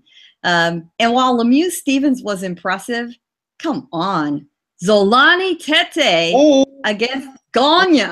One punch, one shot, one kill, done. 11 seconds, I believe it. 11 seconds. Now the world record for the quickest knockout win in a professional boxing match. And he did it moving up to bantamweight. Fantastic. Just absolutely fantastic. And the bonus of this was these guys, both South Africans, were originally supposed to fight in South Africa, but the provincial government there wouldn't put up the dough. Yeah. So they end up on an undercard in Belfast, on the Frampton card.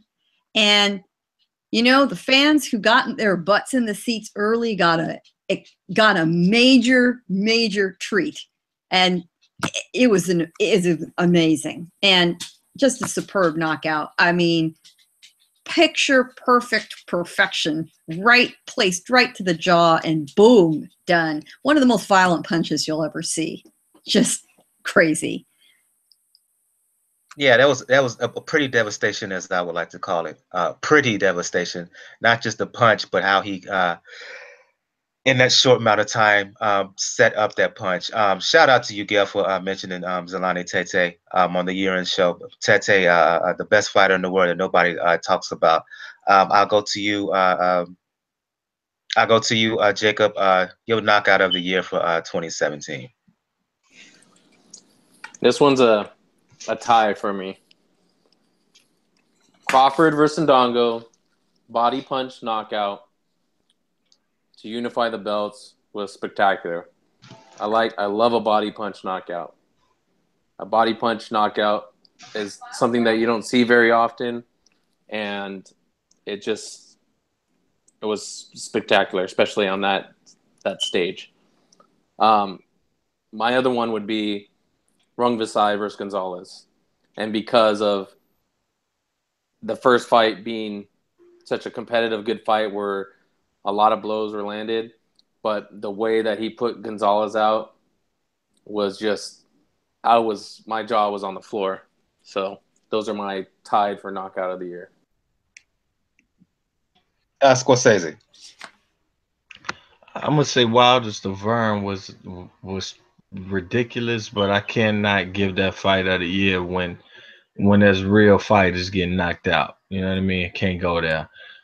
People in shape get knocked out. But that Wilder Stavern with the rope on the neck and the neck on the rope, ridiculous. But I'm gonna go with another Haitian getting his ass knocked out, and that's Erickson Lubin. I don't know what the hell I was watching when I watched it. Yeah, with Charlo, yeah. I don't know what the hell I was watching. I didn't know what the hell happened. I was like, "Why did he hurt his knee?" And then 2 seconds of him being on the ground, I'm saying he's seasoned. I said, you don't season when you hurt your knee. I didn't see the shot. They show it, and it's not only the knockout that I'm happy about. These guys are comedy gold in the ring, post fight. The event. I don't know. I can't even tell you what the main event was after that, because I was focused on what they done. Is he okay? I'm good. It was Lara. It was Lara. Oh yeah. Who knew? You know what I mean? They take over the show. A-level prospect. A lot of people said this man was going to take his bout. First round, you got to get your ass up out of it. You ain't got to go home, but you got to get the hell up out of here. That's what Charlo told him. And I didn't even know it was a knockout. I didn't know.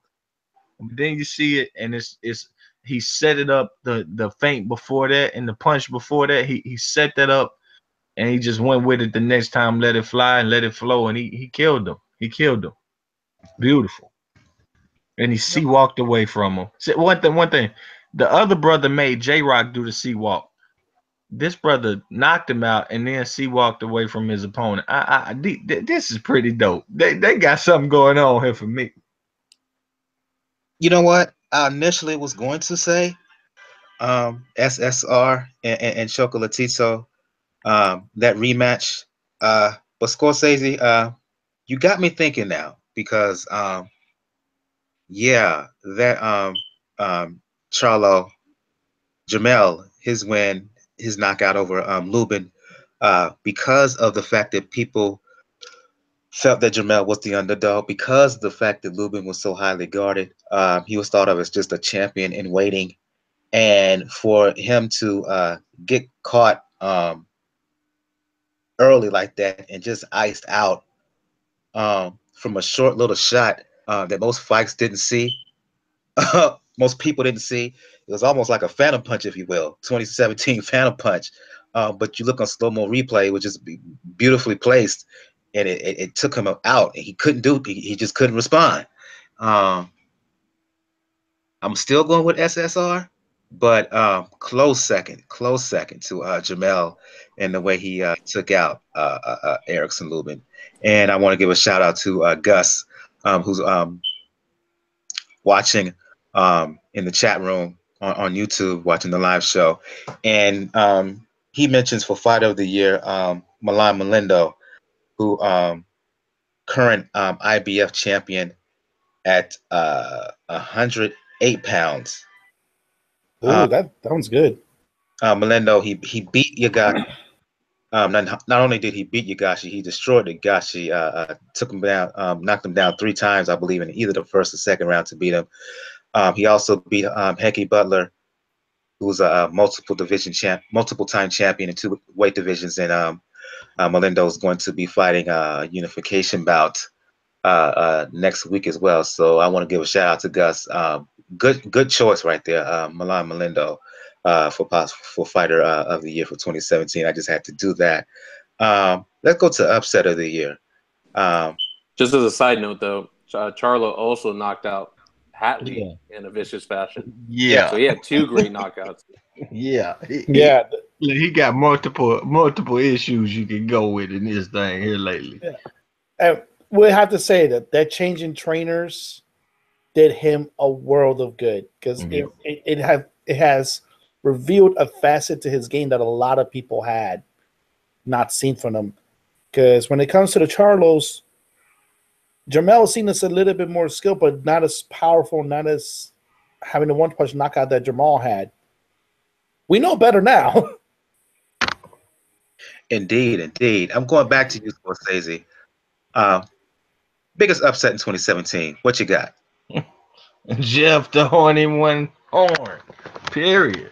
It's just flat out. I mean, I know you got some late. You got Cotto getting beat. You got Guy coming up already KO'd at 60 and 68. Then he beat the Gale. Yeah, okay, I'll find that. Cool. But Jeff the Horny One Horn pulls mine easy. I picked him. Told him he was gonna rough Manny Pacquiao up. He was gonna be in his chest. Gonna catch him with foot speed. Gonna do whatever he wanted to do with it. And he did it. That's what I'm rocking with. Gail, your upset of the year for 2017. Boy, you know, I would love to pick Caleb Truax over James DeGale, but you know, it's a tough call. The Horn versus Pacquiao upset is certainly shocking, but both Horn and Truax, you know, have a little bit of the same issue with me, which is that they're really fighting faded versions of both guys.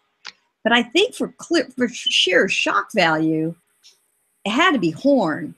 But Truax put on an absolutely superb fight against DeGale. I just don't think DeGale was ready to come back. So probably I'll know which one was the really right choice in retrospect after I watch them fight again. And we've seen Horn, and he's all right. But I want to see Truax again. You know, my head says Horn, my heart says Truax because it was such a good win for him. That's a tough one for me. Jacob, your upset of the year for 2017.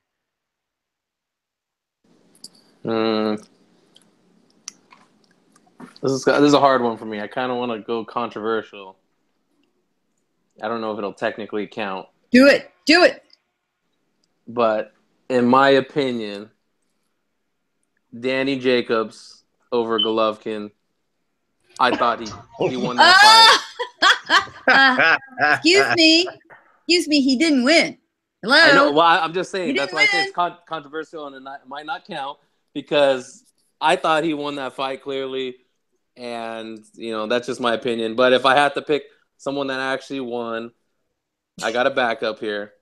I would say, and this is kind of borderline. It's not because their first fight was so competitive and so good, and I actually thought Gonzalez beat Rungvisai the first fight, but the way he iced Gonzalez, I don't think anybody was expecting that, at least not myself. So I'll throw that in there. I wouldn't argue with that. Let me chime in and give mine. I agree with Scorsese here. Horn Pacquiao. I was thinking DeGale and Truax. Truax went over DeGale, but it has to be Jeff Horn beating Pacquiao earlier this summer. Nobody saw it. Nobody expected it. And, you know, a lot of people thought that Pacquiao won. Myself included, I thought he's slightly edged it out. But I couldn't. But you have to give it up to Horn. He had Manny Pacquiao fighting uncomfortable all night long. Was in his face all night long. And, you know, he roughed him up. He did what he had to do. He got the unexpected decision. Again, a fight in which nobody saw, a result in which no one saw coming. I'll go to you, Daniel. Upset of the year for 2017. Yeah, we're going to have to go for the trifecta. It was Horn against Pacquiao. I remember me and Scorsese in a hangout talking about this fight, noticing the same things, like how Horn was getting Manny on the inside, not letting him do a lot of movement, putting him on the ropes. And even then, when he read the scorecard, Scorsese, didn't I say, like, when I heard 115, 130, like, oh, they're giving it to Manny. Like, they're going to give it to Manny. It's facts. He was on there. We this one of my highest rated videos. Mm-hmm. And when we heard and then knew, oh, man, that felt so good. Because to me, Horn edged out that fight. I understand how people can say that Pacquiao won. I know I'm going to hear from Francis tomorrow night. Very, very. Oh man, that fight was such an upset. It had Francis from 4Boxing cussing on your show. Oh yeah, she's going to cuss again. Oh, yeah, but she's going to. But that's how much of an impact had it, because it's rarely when you see a fight like that happen when it's a legend like Pacquiao. And somebody like Horn, who wasn't particularly well known. He's kind of squandering his fortune right now, but that's gonna be a huge upset of the year. And I would probably said, but Jacob said, I would have probably said Sursiket Rungvisai the first fight was Chocolatita, but Not after that assassination that happened after Superfly. Yeah. So yeah, Horn and Pacquiao's the equivalent. And on a side note, if my North Carolina Tar Heels don't wake up right now, we may have a basketball equivalent of that. Yeah, that's what I'm watching right now. I don't know what the hell going on here. 14 points to Wofford in the second half. Tar Heels better get it going. I just had to say that because I'm looking at this and I'm like, what the hell? Let's go to Prospect.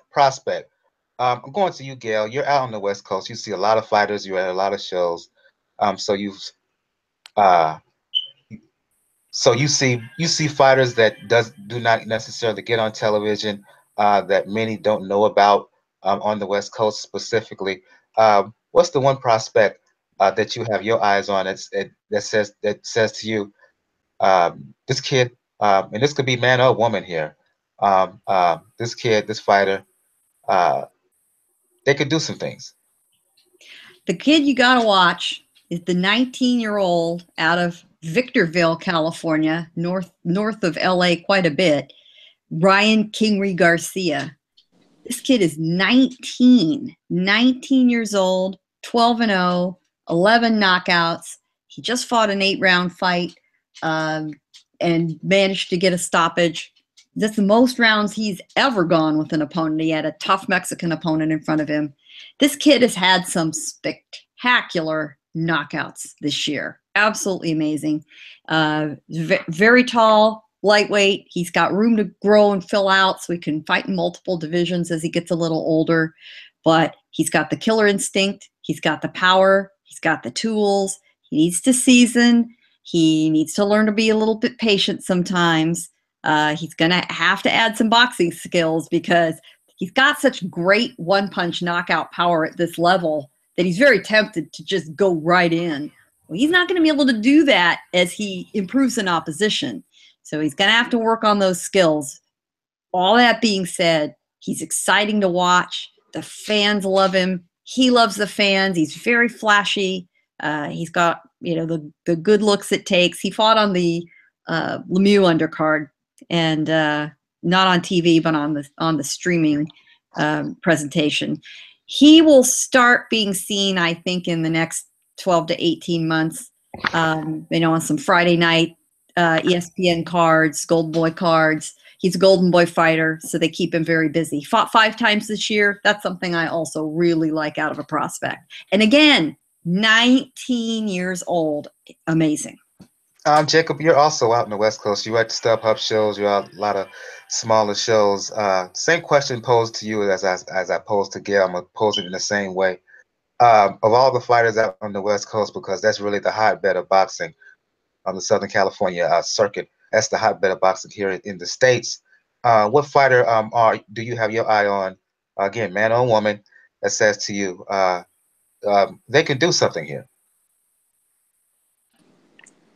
Well, I'm going to give Gail credit on this one.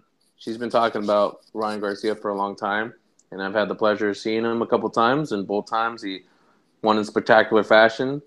So he seems to be the goods, and I would like to obviously see him step up his level of competition, but he seems to be doing very well, and he has good power. But I'm going to throw another one in there. A woman fighter actually that I really like a lot, Seniesa Estrada. She had a fight at the StubHub this last time. I've seen her about 3 times now, 3 or 4 times, and she did some really good body work. Worked behind a really good jab. Has good quick hands.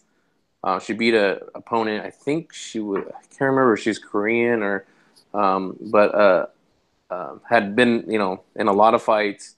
So as a seasoned pro, and she's impressed me a lot, and I hope we'll see more of her. Seniesa did. That was a great fight for her, and the body work was really relentless, which I hadn't seen a lot from her. And Jacob and I have seen her several times. She's been put on several of the K2 and Golden Boy cards out in Southern California. I don't know. She's a little seasoned to me to be a prospect, but she sure was impressive.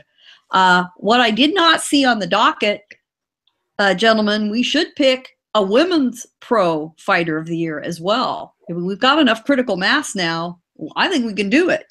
I stand corrected. You're right. You're right. Let's do it right now. Since you mentioned it, Gail, what's your woman fighter of the year for 2017? I have to hand the flag to Katie Taylor of Ireland. Olympic gold medalist, has been a very aggressive pro, and just headlined a show in Great Britain, nearly a sellout, good fight. She's already got a belt under her after just a year.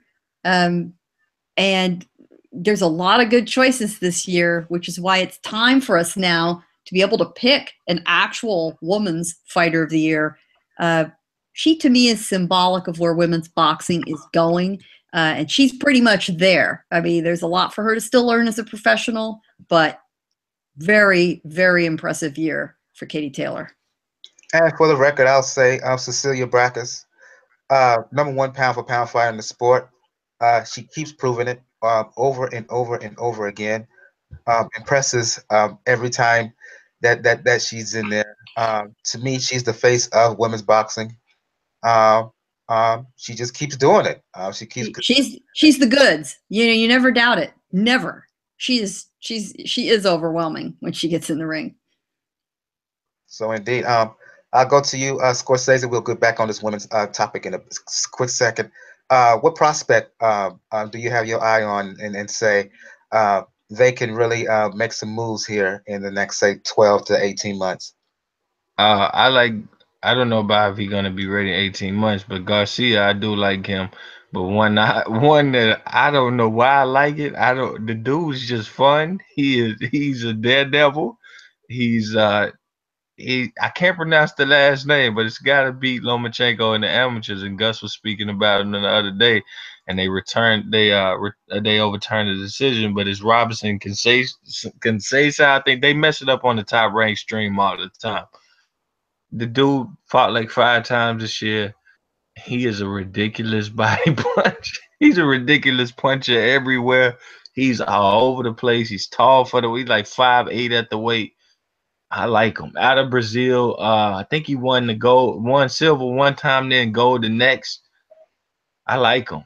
He's a daredevil, man, flat out type stuff. I want to see when he gets in the ring, and I want to see Top Rank be able to push him as much as they're able to push the guys we know about, like the Irish guy and then the U.S. guy they push. I want to see him get some of the same play too. But I like the guy Gail mentioned as well. He's very quick, very just one shot. He's at the counter punching, leading, and he's nasty. I like him. But I think it's been an off year as far as prospects overall. I don't really see many I like. Your prospect of the year, Daniel. I still call this guy a prospect because of the way the title got kind of put on him. And the fact that he himself says he may not be fully ready. Dimitri Bivol. Because it's a kid that's fast on the rise. He has a good set of foundations. He's willing to fight. And as you see, he's in the world champion caliber level. The reason I consider him a prospect is he didn't fight a champion to win that belt. It kind of got thrown on him because Badou Jack it went to Adonis Stevenson and Andre Ward retired. So he got that thrown on him. He's going to get a chance to prove into it. Now, I want to cheat a little bit too. I'm going to throw this name out there. It's a little known fighter because luckily I've been paying attention to a good amount of middleweights. There's this kid in Mexico, Jaime Munguia. 21 years old. He's 26-0, 22 knockouts. Just made his U.S. debut in December. That kid is going to be the truth in a few years when it comes to the middleweights. Like, find his stuff on Bein Sports. I think he has stuff on TV Azteca too. Find this kid. This kid is going to be a problem in 2018 and in 2019 for the middleweights. Isn't he still fighting at welterweight? He's not fighting a middleweight yet, is he? Munguia? Munguia, nope. I think he just fought Valenzuela as a middleweight. I would have to, junior middleweight.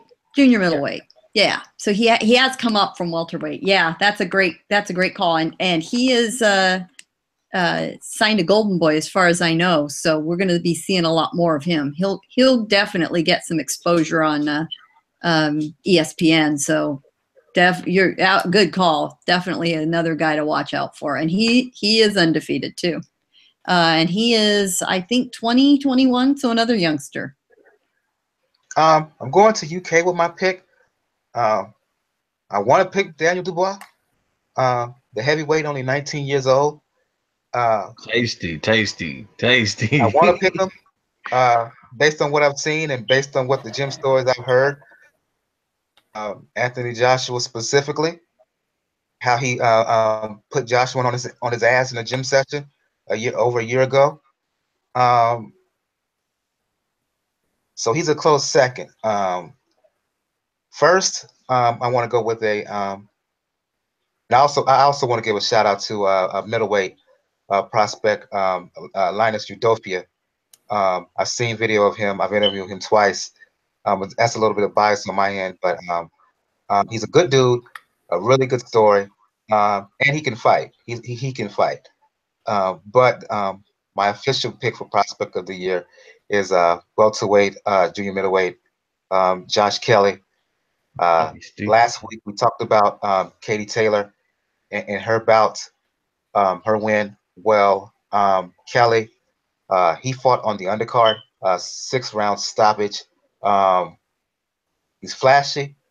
He's a little bit cocky. Well, not a little bit. He's very cocky in there. But he can fight. Unique skill set.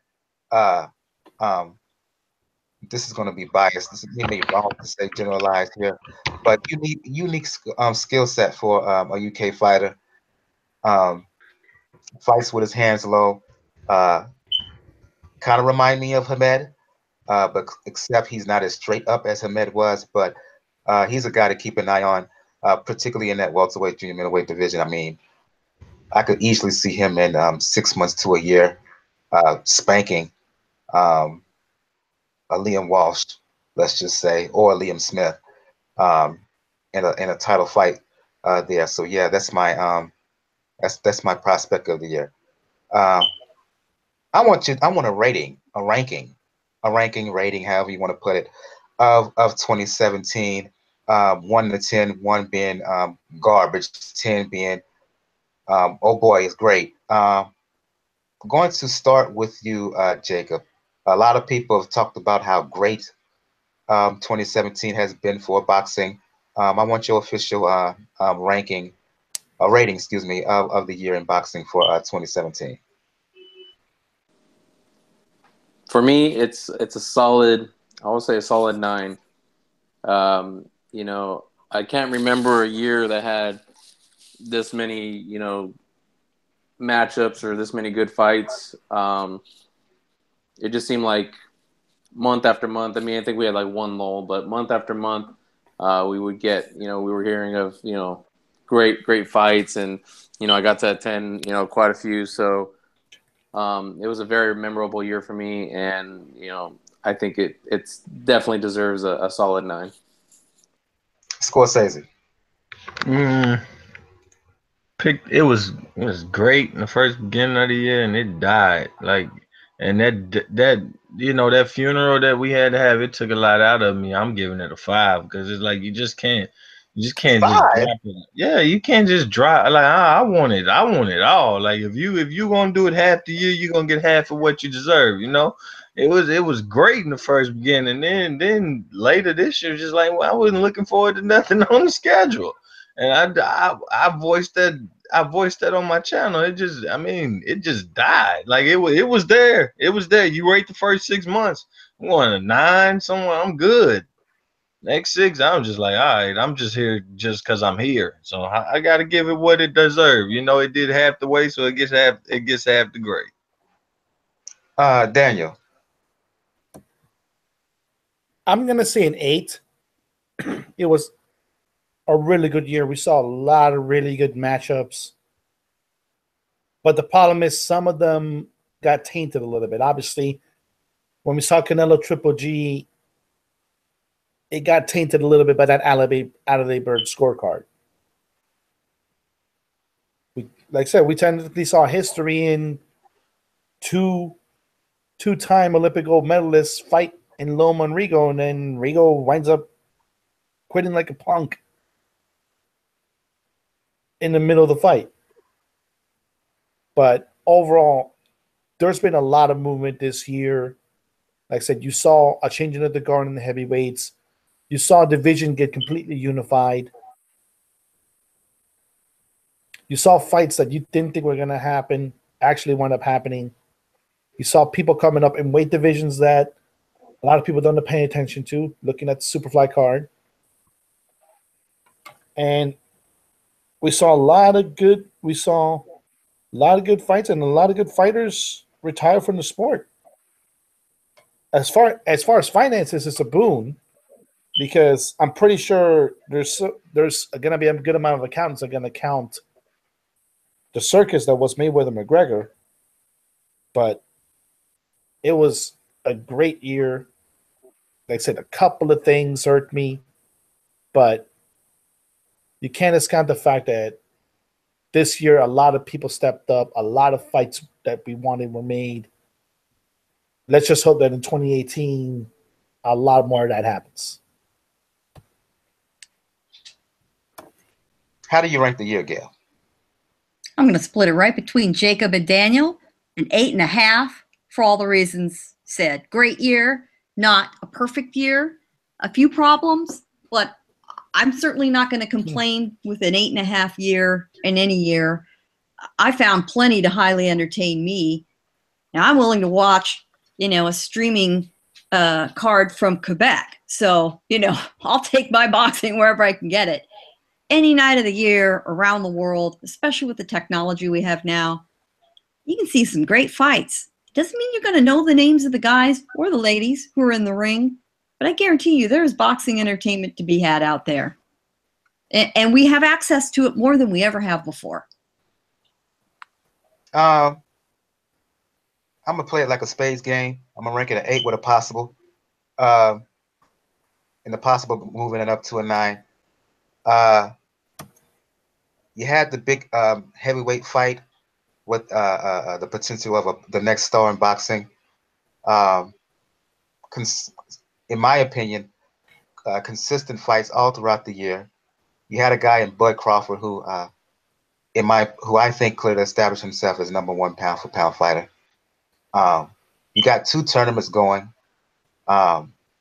We didn't mention this for possible knockout of the year, but Dorticos and his win in the cruiserweight tournament, setting up a fascinating fight with Gassiev next year.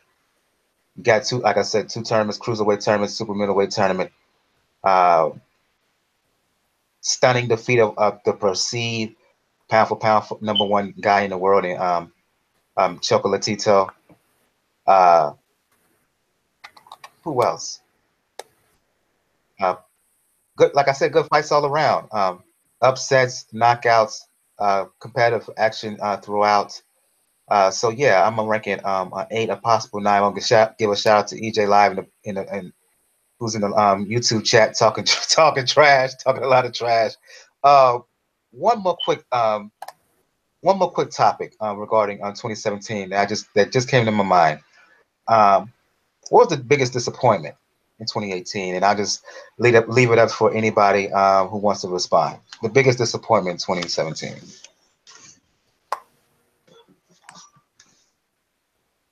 I don't know. Where do we start, guys? That's I know a tough yours, one to Gil. gauge. I know Gil's. Do you? Yeah. Tell You want me. to say it? Yeah. Your biggest disappointment was women not getting 3-minute rounds. No, you know what? No, I'm not disappointed in that. I am pleasantly surprised with the attention the women have been getting. I would like to see them fight 3-minute rounds, and some of them are. And an extra note, excuse me, Gail, for interrupting. An extra note, speaking of women boxing, we have in 2017 also, we saw setting up a potential super fight with Clarissa Shields and Christina Hammer. So that's Yeah, also a plus. that's definitely Can I one. just say? Can I just say about women boxing the other day? I thought Kay Taylor got her ass whooped the other day. I'm just gonna put that out there. I thought she got her ass. That was a whooped. hell of a fight. That was a Great hell of a fight. fight that McCaskill Great put on fight. her. She That did. girl was crazy. She didn't get beat, but what happened was she got in there with a woman who is stronger than her, who punched harder than her, and who forced her to work. She got the win, but notice how she didn't stand there and fight like she did with other fighters. She ain't want no problems. She wanted a good referee and that bell to ring. Something was wrong with that girl she was fighting. There is no reason you need to stand in front of somebody and let them punch you. I mean, you don't need to do that. And I personally would love to see a rematch, but we're not going to see it. Damn right. No, Yeah, they're gonna keep McCaskill as far away from I'm Taylor as gonna give possible. EJ Boxing Live his credit. He called it. He said he called it. That girl was beating the lights out of that. To me, no. And Katie took a few shots. You know what? At this stage of her career, that's good for her. She needs to test the chin like that, because when she does get into the higher quality opposition, you need to know whether you can take it or not. Look, she found out that everybody ain't there to box. That's what she found out. That's true. That's absolutely true. Everybody ain't there to stand in a circle and look with your hands up and look pretty and jab. No. She found that out. No, and she's not one to do that. Not at all. So disappointments. Well, going in backward order, I mean, how disappointed were we that Rigo pulled a no moss? I mean, damn, that was incredibly disappointing. I think the fact that we didn't get a result either way in the Golovkin-Canelo fight, extremely disappointing for fans on both sides, that it ended up being a draw the way it did. I think if all the scorecards had been closer and it was still a draw, we wouldn't really feel the same way. We'd feel maybe quite as cheated as we thought. Boy, I gotta think that Rigo quitting is my disappointment of the year, because we really expected, a significant test for both guys, and it just didn't play out that way. That's Scorsese, your biggest disappointment. Or I'm going to add one more.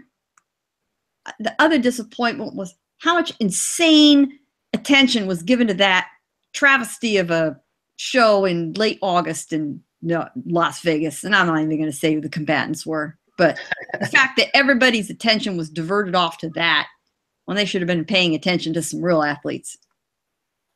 Scorsese, your biggest disappointment in 2017.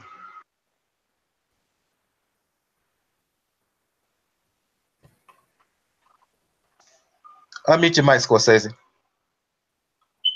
I got 5 quick ones. Wilder situation with WBC and drug testing. They need to cut the shit out. Don't promote to me and then go behind me and do this nonsense. I was not disappointed with Rigan Lomachenko result. I was disappointed in the fight even being made. It's circus stuff. I was happy he quit. I was happy it was over. I wasn't disappointed with Canelo Golovkin, the circus. There was a circus he was getting into. He should have known that. I'm disappointed with David Lemieux's trainer. Instead of training Eleider Alvarez to fight for lineage, he trained David Lemieux on the same night that he could have been training Eleider Alvarez, and he picked that bum. That's a disappointment for me. Killed the back end of my schedule. It was a few more, but I've just Showtime letting Lara main event after those guys. Lara's disappointment. Don't put him on after Hurd and Charlo. Don't dare do that to me. I'm glad you said that. Let me interrupt. And I can't remember the other ones I had. Abadu Jack not winning his lineage the way he should have. The way that's a disappointment, but all of it pissed me off equally. Yeah, I'm glad you said that. I'm gonna say that again. I said it the show after that fight. People were so mad at Lara. Don't be mad at Lara. Be mad at Showtime for putting him as the main event. That's what you should be pissed off about. But go ahead. That's all I had. I can't remember no. That's it. Daniel, biggest disappointment in 2017. Oh man, what's your list? Like, yeah, I am disappointed in the Rigo No Mas. I don't care if it wasn't him running the Twitter account. That has your name on it. You talked enough shit, and then you walk out from an injury that fighters work through at a gym. They work through in training camp. So that's my first disappointment. My second disappointment is the fact that amazingly, while we had a good year as far as like pay-per-views, we had 3 pay-per-views doing 1 minute pay-per-views. Not one single premium cable card did 1 million views. That's one of my disappointments. And ultimately, probably my biggest overall disappointment is a tie between what's been happening with Wilder and what's been happening with Mikey. Because unfortunately, Wilder has been trying to test himself. And stuff just keeps happening. Where it gets frustrating for a fan, especially when you want to see him shed that label that got thrown on him, rightfully so, that a lot of his record was padded and it was just mostly tin cans. And Mikey, for the love of God, you could have had 3 really good fights at lightweight, but you chose to go after Broner. I understand it. Broner needed his ass whooped. But then you play this little game with Lenora. It's like, oh, I'm gonna go to 140, and then gonna try to go down to 135 when you already not only had Lenora, so you had Robert Easter almost announced the fight on his social media, and him having to delete it because it turns out, oh, you went another way. Jacob, biggest disappointment in 2017. Okay, I got a little list here. I'll go through it fast though. Yeah, that's what I want. A whole list of shit. So my biggest disappointments are fighters missing weight. I fucking hate that shit. Judging. Thank you. Gotta make PEDs. weight. PEDs. So judging PEDs. Fighters not staying active. HBO for not investing in boxing. And my last one is Thurman not fighting Spence.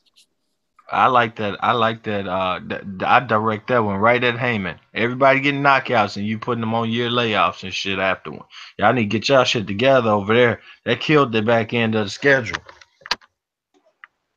Okay, 2017 disappointments. Issues of fighters not making weight. You're right about that, Jacob. Saga with PEDs and fighters. That's another one. Rigo, that's another one. Because like Tyra Banks in America's Top Model, we believed in you. He failed us. He laid an egg.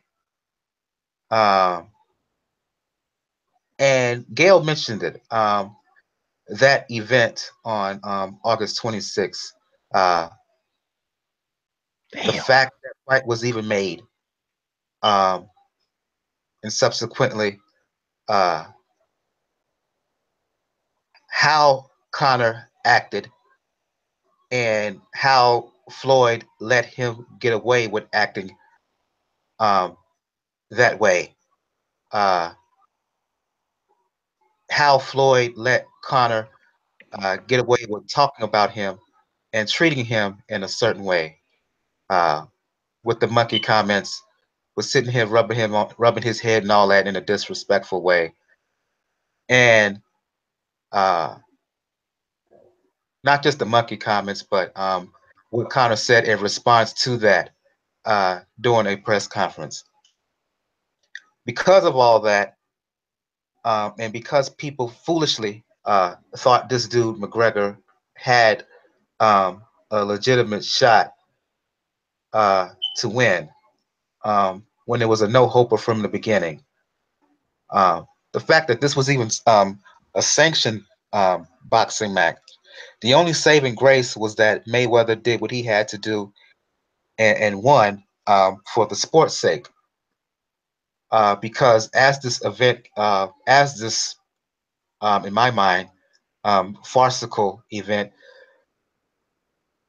um, came off, you had people low key or high key, starting with Dana White, going out of their way to disrespect the sport. I don't like that. And so the only saving grace was that Floyd won and won for boxing's sake. That's the only thing I got out of that. Everything else, the fact that it was made, uh, how Conor acted, how Floyd did not react at all to what Conor done and said, uh, the fact that Floyd gave this dude an opportunity, which was a clear money grab. That's all it was for him, was a come up, and Floyd gave it to him for what? A check. I don't like that. So uh, that's my biggest disappointment. That whole thing. I mean, I know I'm going on a bit of a rant here, but yeah, that Rigo, Situate Weight, PED mess, um, and Scorsese is also right about Heyman and how fighters seemingly sign with Heyman and they get these long payoffs before these super fights. And when they lose, it's like, what's wrong with them? And it's like, hey, if they wouldn't sit there on the shelf for so long, collecting dust, maybe they would do better. But yeah, that's those are my disappointments. I see Charlie Brown has jumped on. I'll just ask you this quick question, Charlie, before we begin to close things down. Um, we talked about how good 2017 was. Uh, I'll give you the opportunity right here and right now to talk about the high points and the low points of the year. Unmute your mic. Okay then. Thank you. Thank you, Michael. Can you hear me? Yes, yes. Yeah. Okay then. All right. High points. Well, it was a very good year of boxing. I think Roman Gonzalez being the highest high point and low point of the year, really. Disappointment was Roman Gonzalez being knocked out by Cissokhet, but that was also one of the high points in favor of Cissokhet, causing that upset not once but twice this year.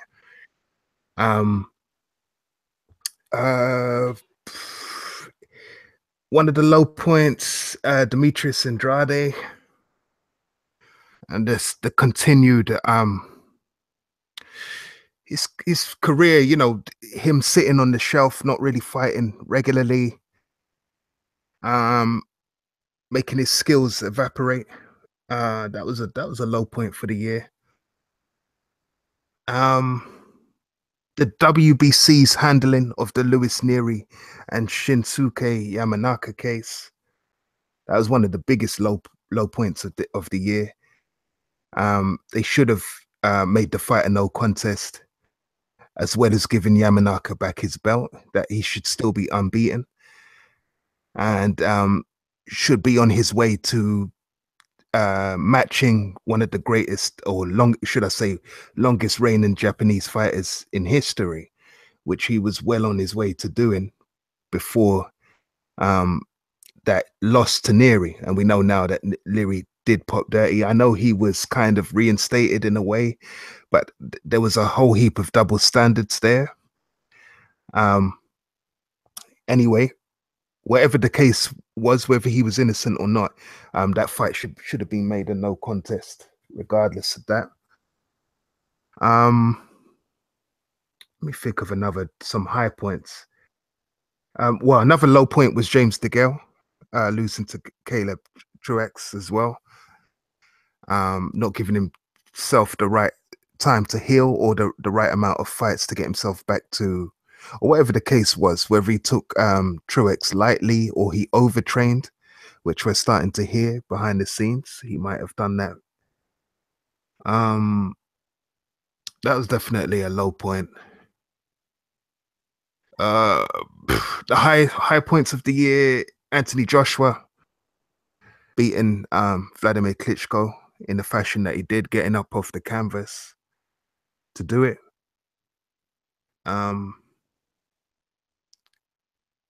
Yeah, there's been so many high points, so many good fights. That was another thing about this year. All the lower weights, the negotiations being done in like 3 to 4 weeks and not dragging on the whole summer. Especially the rematch with Roman Gonzalez and stuff like that. I know there was demand for it, but it was a quick negotiation, and that was made. Also, the negotiations regarding Terence Crawford and Ndongo to unify. Again, I know there was a demand for it, but that fight was made sharpish. So yeah, that's it. That's my highs and lows. One final question before we begin to close the show down this evening. We began the show by talking Billy Joe Saunders and Lemieux. I was on your show immediately after the fight, discussing not only the fight, but what could be coming up for Billy Joe. Now that we've had some days to sit back and ponder, and maybe we rewatch the fights, give you the opportunity here on Pound for Pound to not only talk about the fight, but kind of continue the conversation we had on your show in terms of what could be next, given how, even though he called out Golovkin, let's face it, he's not going to fight him next. So what could be the possibilities for Billy Joe in an interim between before we see a potential fight between him and Canelo or Triple G? Yeah, that's true. Well, it was obviously, as you know, it was a good performance from him. Let's not I won't overhype it. I won't take anything away from him, but I won't overhype it. It was a fight he was expected to win. He is the better boxer, and he is a southpaw as well. So he was always gonna. I mean, I predicted that he would beat Lemieux. I wasn't sold by Lemieux at all, so I wasn't surprised in the outcome. Regarding what he does next, obviously we discussed this. There is talk now of Jacobs. I think if Billy Joe was making a choice, his handlers, his manager and promoter Frank Warren, they would not go for Charlo. I think Charlo poses a big threat to Billy Joe, even though Billy Joe is awkward and a southpaw and a good boxer. Charlo's possibly somebody they might leave until next year. Sorry, not next year, the following year. On from that one, I think obviously he wants to fight Triple G or Canelo because they are quite slow. They have slow feet, and he sees ways that he can exploit them. So I think Danny Jacobs, if it's not Danny Jacobs, it will be the Japanese champion, Ryoto Murata. It'll be one of those two. I asked this question on your show, and it was mentioned briefly here. Let's just say a fight with Murata. Would Billy Joe have to go to Japan in order to make that fight happen? Yeah, most probably, most definitely. For 3 reasons.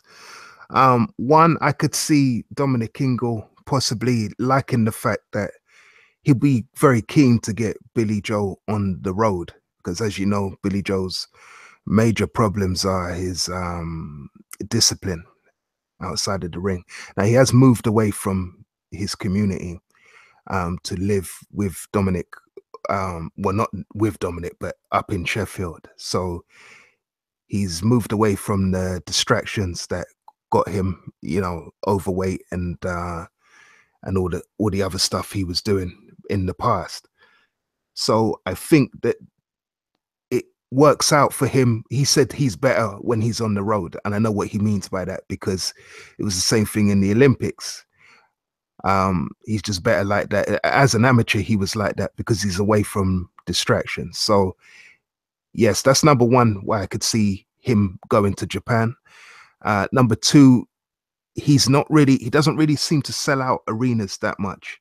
He did sell out in Canada, but that was mainly because of Lemieux. So that, I think that kind of answers your question there. He's not too popular in Britain either.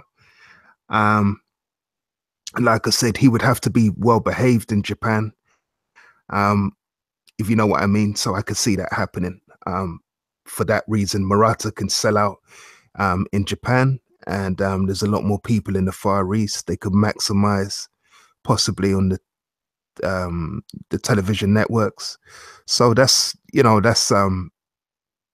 one of the reasons why I could see that fight happening in Japan. So Billy Joe definitely has to travel, to answer your question, for reasons inside the ring and outside. Okay, and I think we're going to shut the show down on that note. I'm going to go around and hang out here. Began the show started with Gail, ladies first. We're going to end the show starting with Gail, ladies first. For those who want to talk the sweet science. Mike, did we do predictions for next? You're right. I'm distracted here. Scorsese, our Tar Heels are in trouble, man. Our Tar Heels are in trouble. Man, that dumbass shot he just took. He didn't need that 3. Damn. I know, right? Predictions for 2018. I'll start with you, Jacob. Okay. My predictions is that Crawford will leave Top Rank. Oh. Because I think he's the reason is that Lomachenko is getting all the press and all the hype, and Crawford is and you got Bob Arum like just shouting on the rooftops that he's the best, but you got Crawford that's actually doing the stuff there. So I think that might cause something. That's good. That's a good one right there. Let's see. I think the Superfly division gets unified. Shields versus Hammer goes down, and it's a huge fight. Lomachenko loses again, and Crawford makes a statement at 147.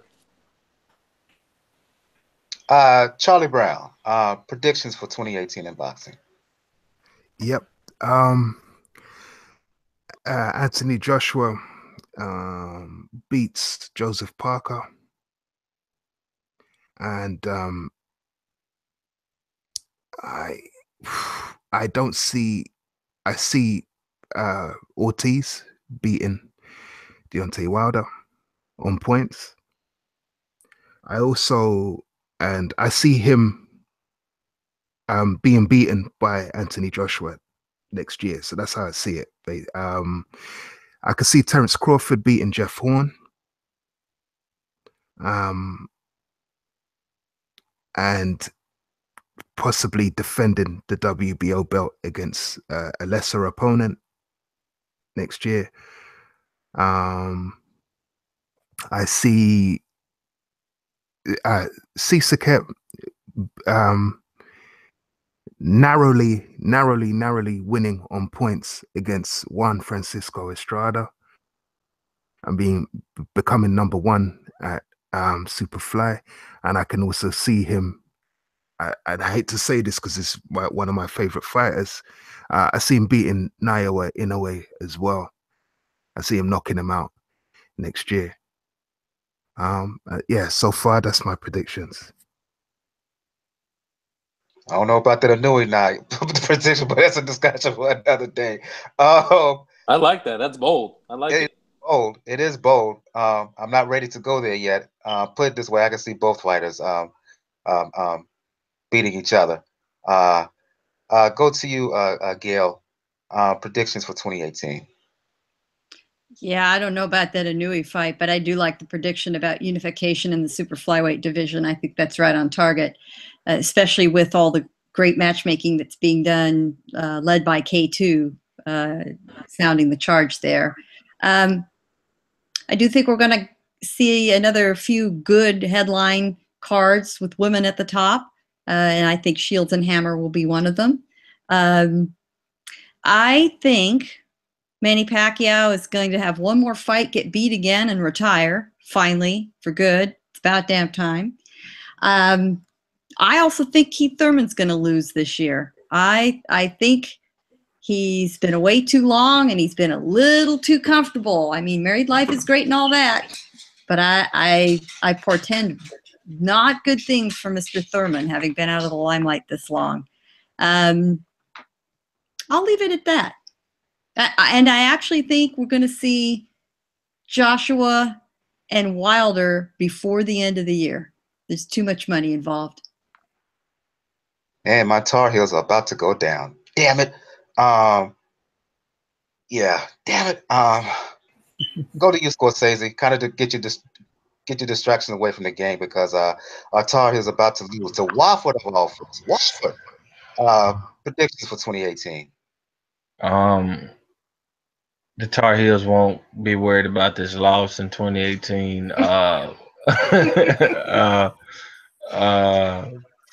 Badu Jack or Adonis Stevenson will be in the front runner for the fight of the year. What's the name's going to knock Wilder out, and then he's not going to overposition himself in negotiations. He's going to get Joshua in the same year, Ortiz. My boy Kit Kat Visa card going to knock the hell out of Estrada. Going to just murder. Kit Kat Visa card. Beat the shit out. He is going to beat the shit out of him. And I want to predict Salido is going to come out of retirement and get a win he ain't supposed to get. How about that one? I'm done.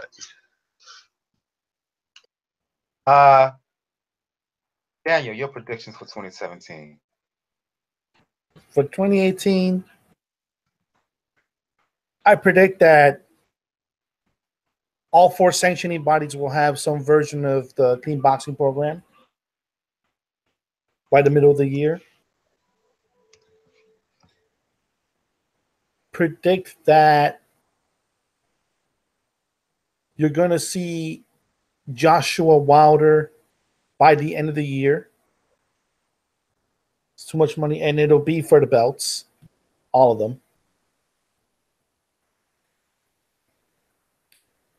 I predict that Top Rank's streaming service that they're launching with ESPN will be in full high gear, and you'll actually see a full card from top to bottom be streamed pay-per-view.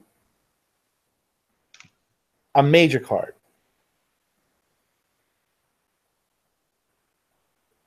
And I do predict that Felicia Shields versus Christina Hammer will be a major main event fight in an all women's card.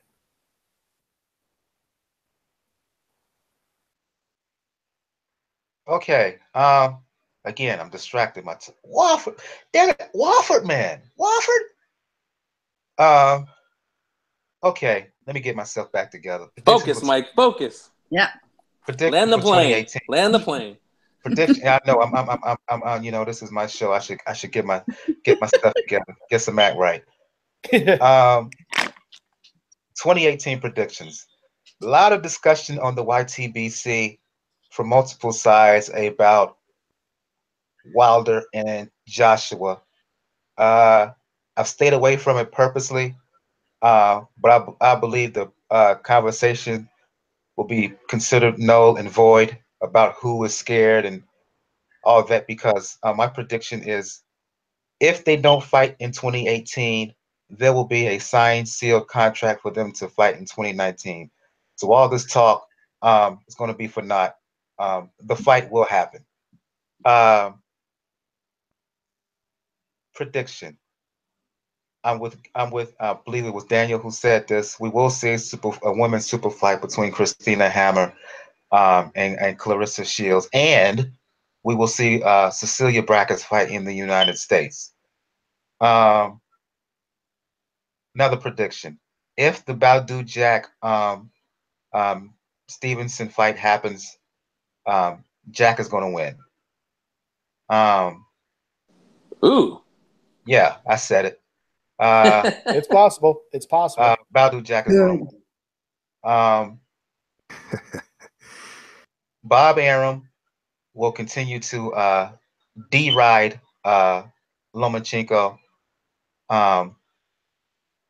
Lomachenko moves up to 135, and somebody beats him.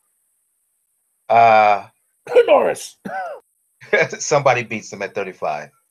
It's not going to happen at 30, but will happen at 35 or 40. But the more if he continues to move up at weight like this, he's going to get beat. Another prediction.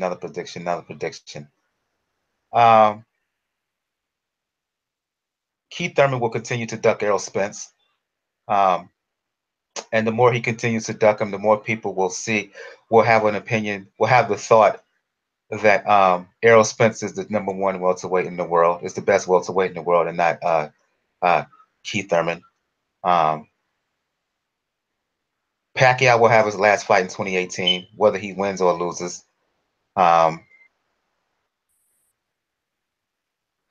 Shoot. There's going to be some major trouble for one of the sanctioning bodies. I'm not sure if it's the BC or the BA, but there's going to be some major troubles for one of the sanctioning bodies based on what I've seen in 2016. What kind of troubles? Like Harvey Weinstein troubles? No. Just shenanigans involving organizations that will be disclosed. Don't be surprised if Rock Nation Sports is disbanded when it comes to boxing because they're already in the red. They really can't promote big fights anymore. Don't be surprised if it folds. And here's one's going to shock you. Don't be surprised if HBO finally acts like they got some sense and makes a bit of a comeback.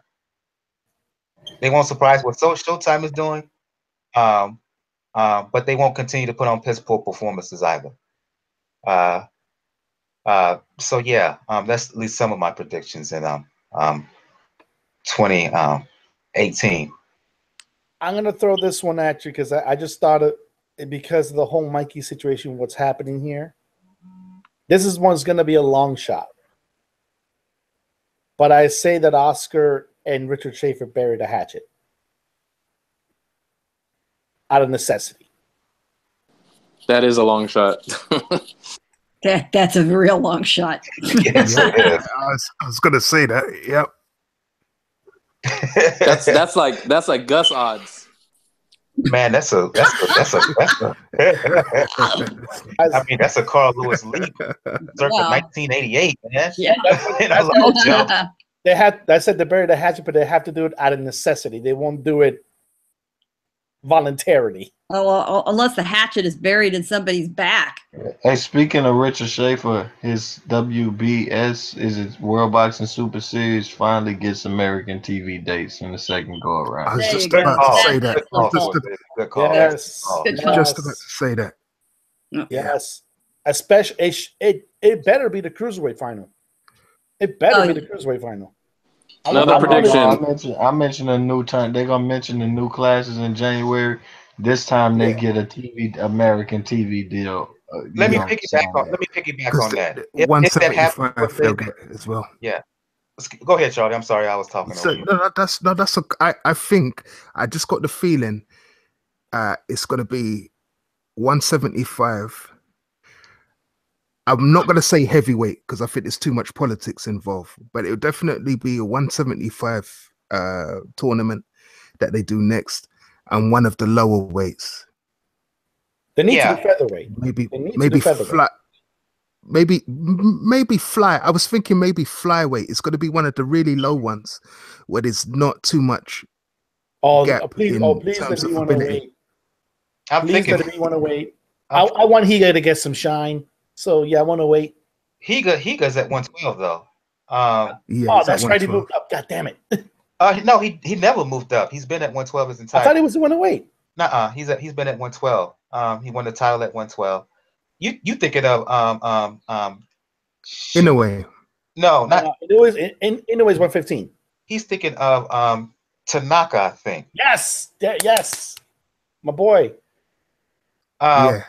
Scorsese is right. That's a good call because if it happens, look for another division to have their own version of a World Super Series. That's an excellent call. I didn't even think of that. So yeah, I think we're going to shut the show down on that note because so I can vent a little bit over my Tar Heels losing. I can't get over it. Ladies, for those who want to talk the sweet science or anything else, let the folks know where they can hit you up. You can read my column at Communities Digital News, which is COMM, COMM, Digi, D-I-G-I News, comdiginews.com. You can find me all over the Twitter at PR Pro San Diego. I see Scorsese has bounced. He's equally pissed off at what just went down. So I'll give you his information if you want to check him out on Twitter. At Milo Place, all one word, at MY LOWPLACE. If you want to check him out on G Plus YouTube, you can check him out on hashtag low play. What was it? Hashtag MLPF or something like that. I can't remember. Hashtag low place hashtag MLPF on G Plus YouTube. I think this is the first time on Pound for Pound, Charlie. So for those who want to talk the sweet science or anything else, let the folks know where they can find you. Yeah, they can find me on YouTube at Charlie Brown Boxing. They can find me on Twitter at Forshay Boxing, F for Freddie, AUCHER Boxing, or they can find me on Spreaker on the Gold Kings Elite radio show. Yep.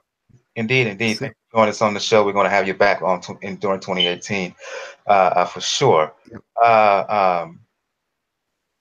Jacob from Jab Hook, for those who want to talk the sweet science, for those who want to talk films, movies, and specifically, let the people know where they can hit you up. Yeah, once again, thanks, Mike, for having me on the show and to the whole panel. And shout out to Gus, Bo, Isha, Miss Fight Lady, everybody that contributes to the show, EJ. And welcome to Charlie. Hopefully we'll get him back on. But yeah, I could be found on JRATM23 on Twitter. If you want to talk boxing and movies, that's where I do my talking. I want to give a shout out to EJ Boxing Live, who was in the chat. Charlie Brown was also in the chat. Who else was also in the chat? Let me look up right quick. Gus. Gus. Olaf the Mighty, who was also in the live YouTube show chat. Also, thank Bo for being on the show with us. Gus for being on the show. Isha, Jessica Fernandez from Black Sports Online. I know I'm missing some other folks who've been on Pound for Pound. Dan the Man, and others who all been on the Pound for Pound Box Report in 2017. I'll go to you, Daniel, for those who want to talk the sweet science, for those who want to check you out, clap backing on at Conservative Fools on Twitter, for those who want to check out the information of your own show.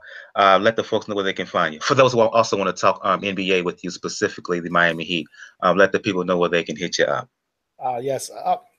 We have sad basketball news. We have happy basketball news. He just beat the Celtics 90-89. Kelly Olynyk, 32 points. Good comeback for him. But you could definitely find me on Twitter at Rawkus99. RAWKUZ 99. Like I said, I have my own show. Now we're going to have it tomorrow night. Our own year-end edition. And so with the good folks at Fort Boxing News, Joe and Francis. Everybody here would be welcome. And we're definitely to say catch me in my work on my Instagram, on the Inscriber, and definitely be on the lookout because cross our fingers, folks. 2017 was a very, very good year. Let's just hope it bleeds into 2018. Before I give the information regarding Pound for Pound Boxing Report and all that, what we're going to talk about in the next episode, whatever. Kind of a sad day. Pound for Pound Boxing Report are a part of a group of podcasts that are in the Podcast in Color group. One of the preeminent one of the main, more popular shows within that group is a show called Combat Jack Show. The man behind Combat Jack, Reggie Osei, passed away earlier today at age 48 due to complications from cancer. If you've been on Twitter, Black Twitter especially, a lot of condolences, a lot of sadness about the life of Combat Jack, aka Reggie Osei, and I want to extend those condolences. When I heard the news earlier today, I was devastated, quite gutted. It wasn't that long ago, just maybe a couple months or so ago, that he disclosed that he was stepping away from Combat Jack Show to begin this fight with cancer. So the news was shocking when it came down that he passed away at the young age of 48. So thoughts and prayers, condolences out to him and his family. Rest in power, Combat Jack. For those who want to talk boxing, for those who want to talk fitness, for those who want to talk music with me, you can check me out on Twitter, Brother JR, at Brother JR76. As I said to begin the show, if you want to find out all information regarding Pound for Pound Boxing Report, blog page is the best place to go to. P4pboxingreport.wordpress.com. Check the blog page. You'll find links to our channels on G+, Facebook, Tumblr, Twitter, and the Twitter handle is at P4P Boxing Report. Also on the blog page, if you check the page, find links to where you can listen to us on SoundCloud, iTunes, Google Play Music, Player FM over in the UK, Stitcher Radio, as well as Mixcloud. Also, as I said, this is the final episode of 2017. When we come back in January, we will do a recap of the Japan card, I just like to call it, on the 30th and the 31st. There are multiple title fights on those days in Japan, including Naoya Inoue. He's going to be defending his belt on the 30th. Milan Malindo, who we also mentioned, he's going to be fighting Taguchi in junior flyweight unification. So when we come back in January, we will be talking about those cards. So yeah, for Gail, for Communities Digital News, for Scorsese, for Charlie Brown of Charlie Brown Boxing, for Daniel, for Jacob, I'm your host, Michael. We will see you next time. Everyone have a good evening. Good night. Good night. Happy New Year, everybody. Good night. Good night. Merry Best Christmas. show on the internet. Follow it. Write a review. Subscribe. Happy Hanukkah, Merry Christmas, Happy Kwanzaa, and Happy New Year. Yeah, and indeed. Check us out on iTunes. Leave a review. Check us out on SoundCloud. Leave a comment there. There you go. End of the year special 2017. Rest in power.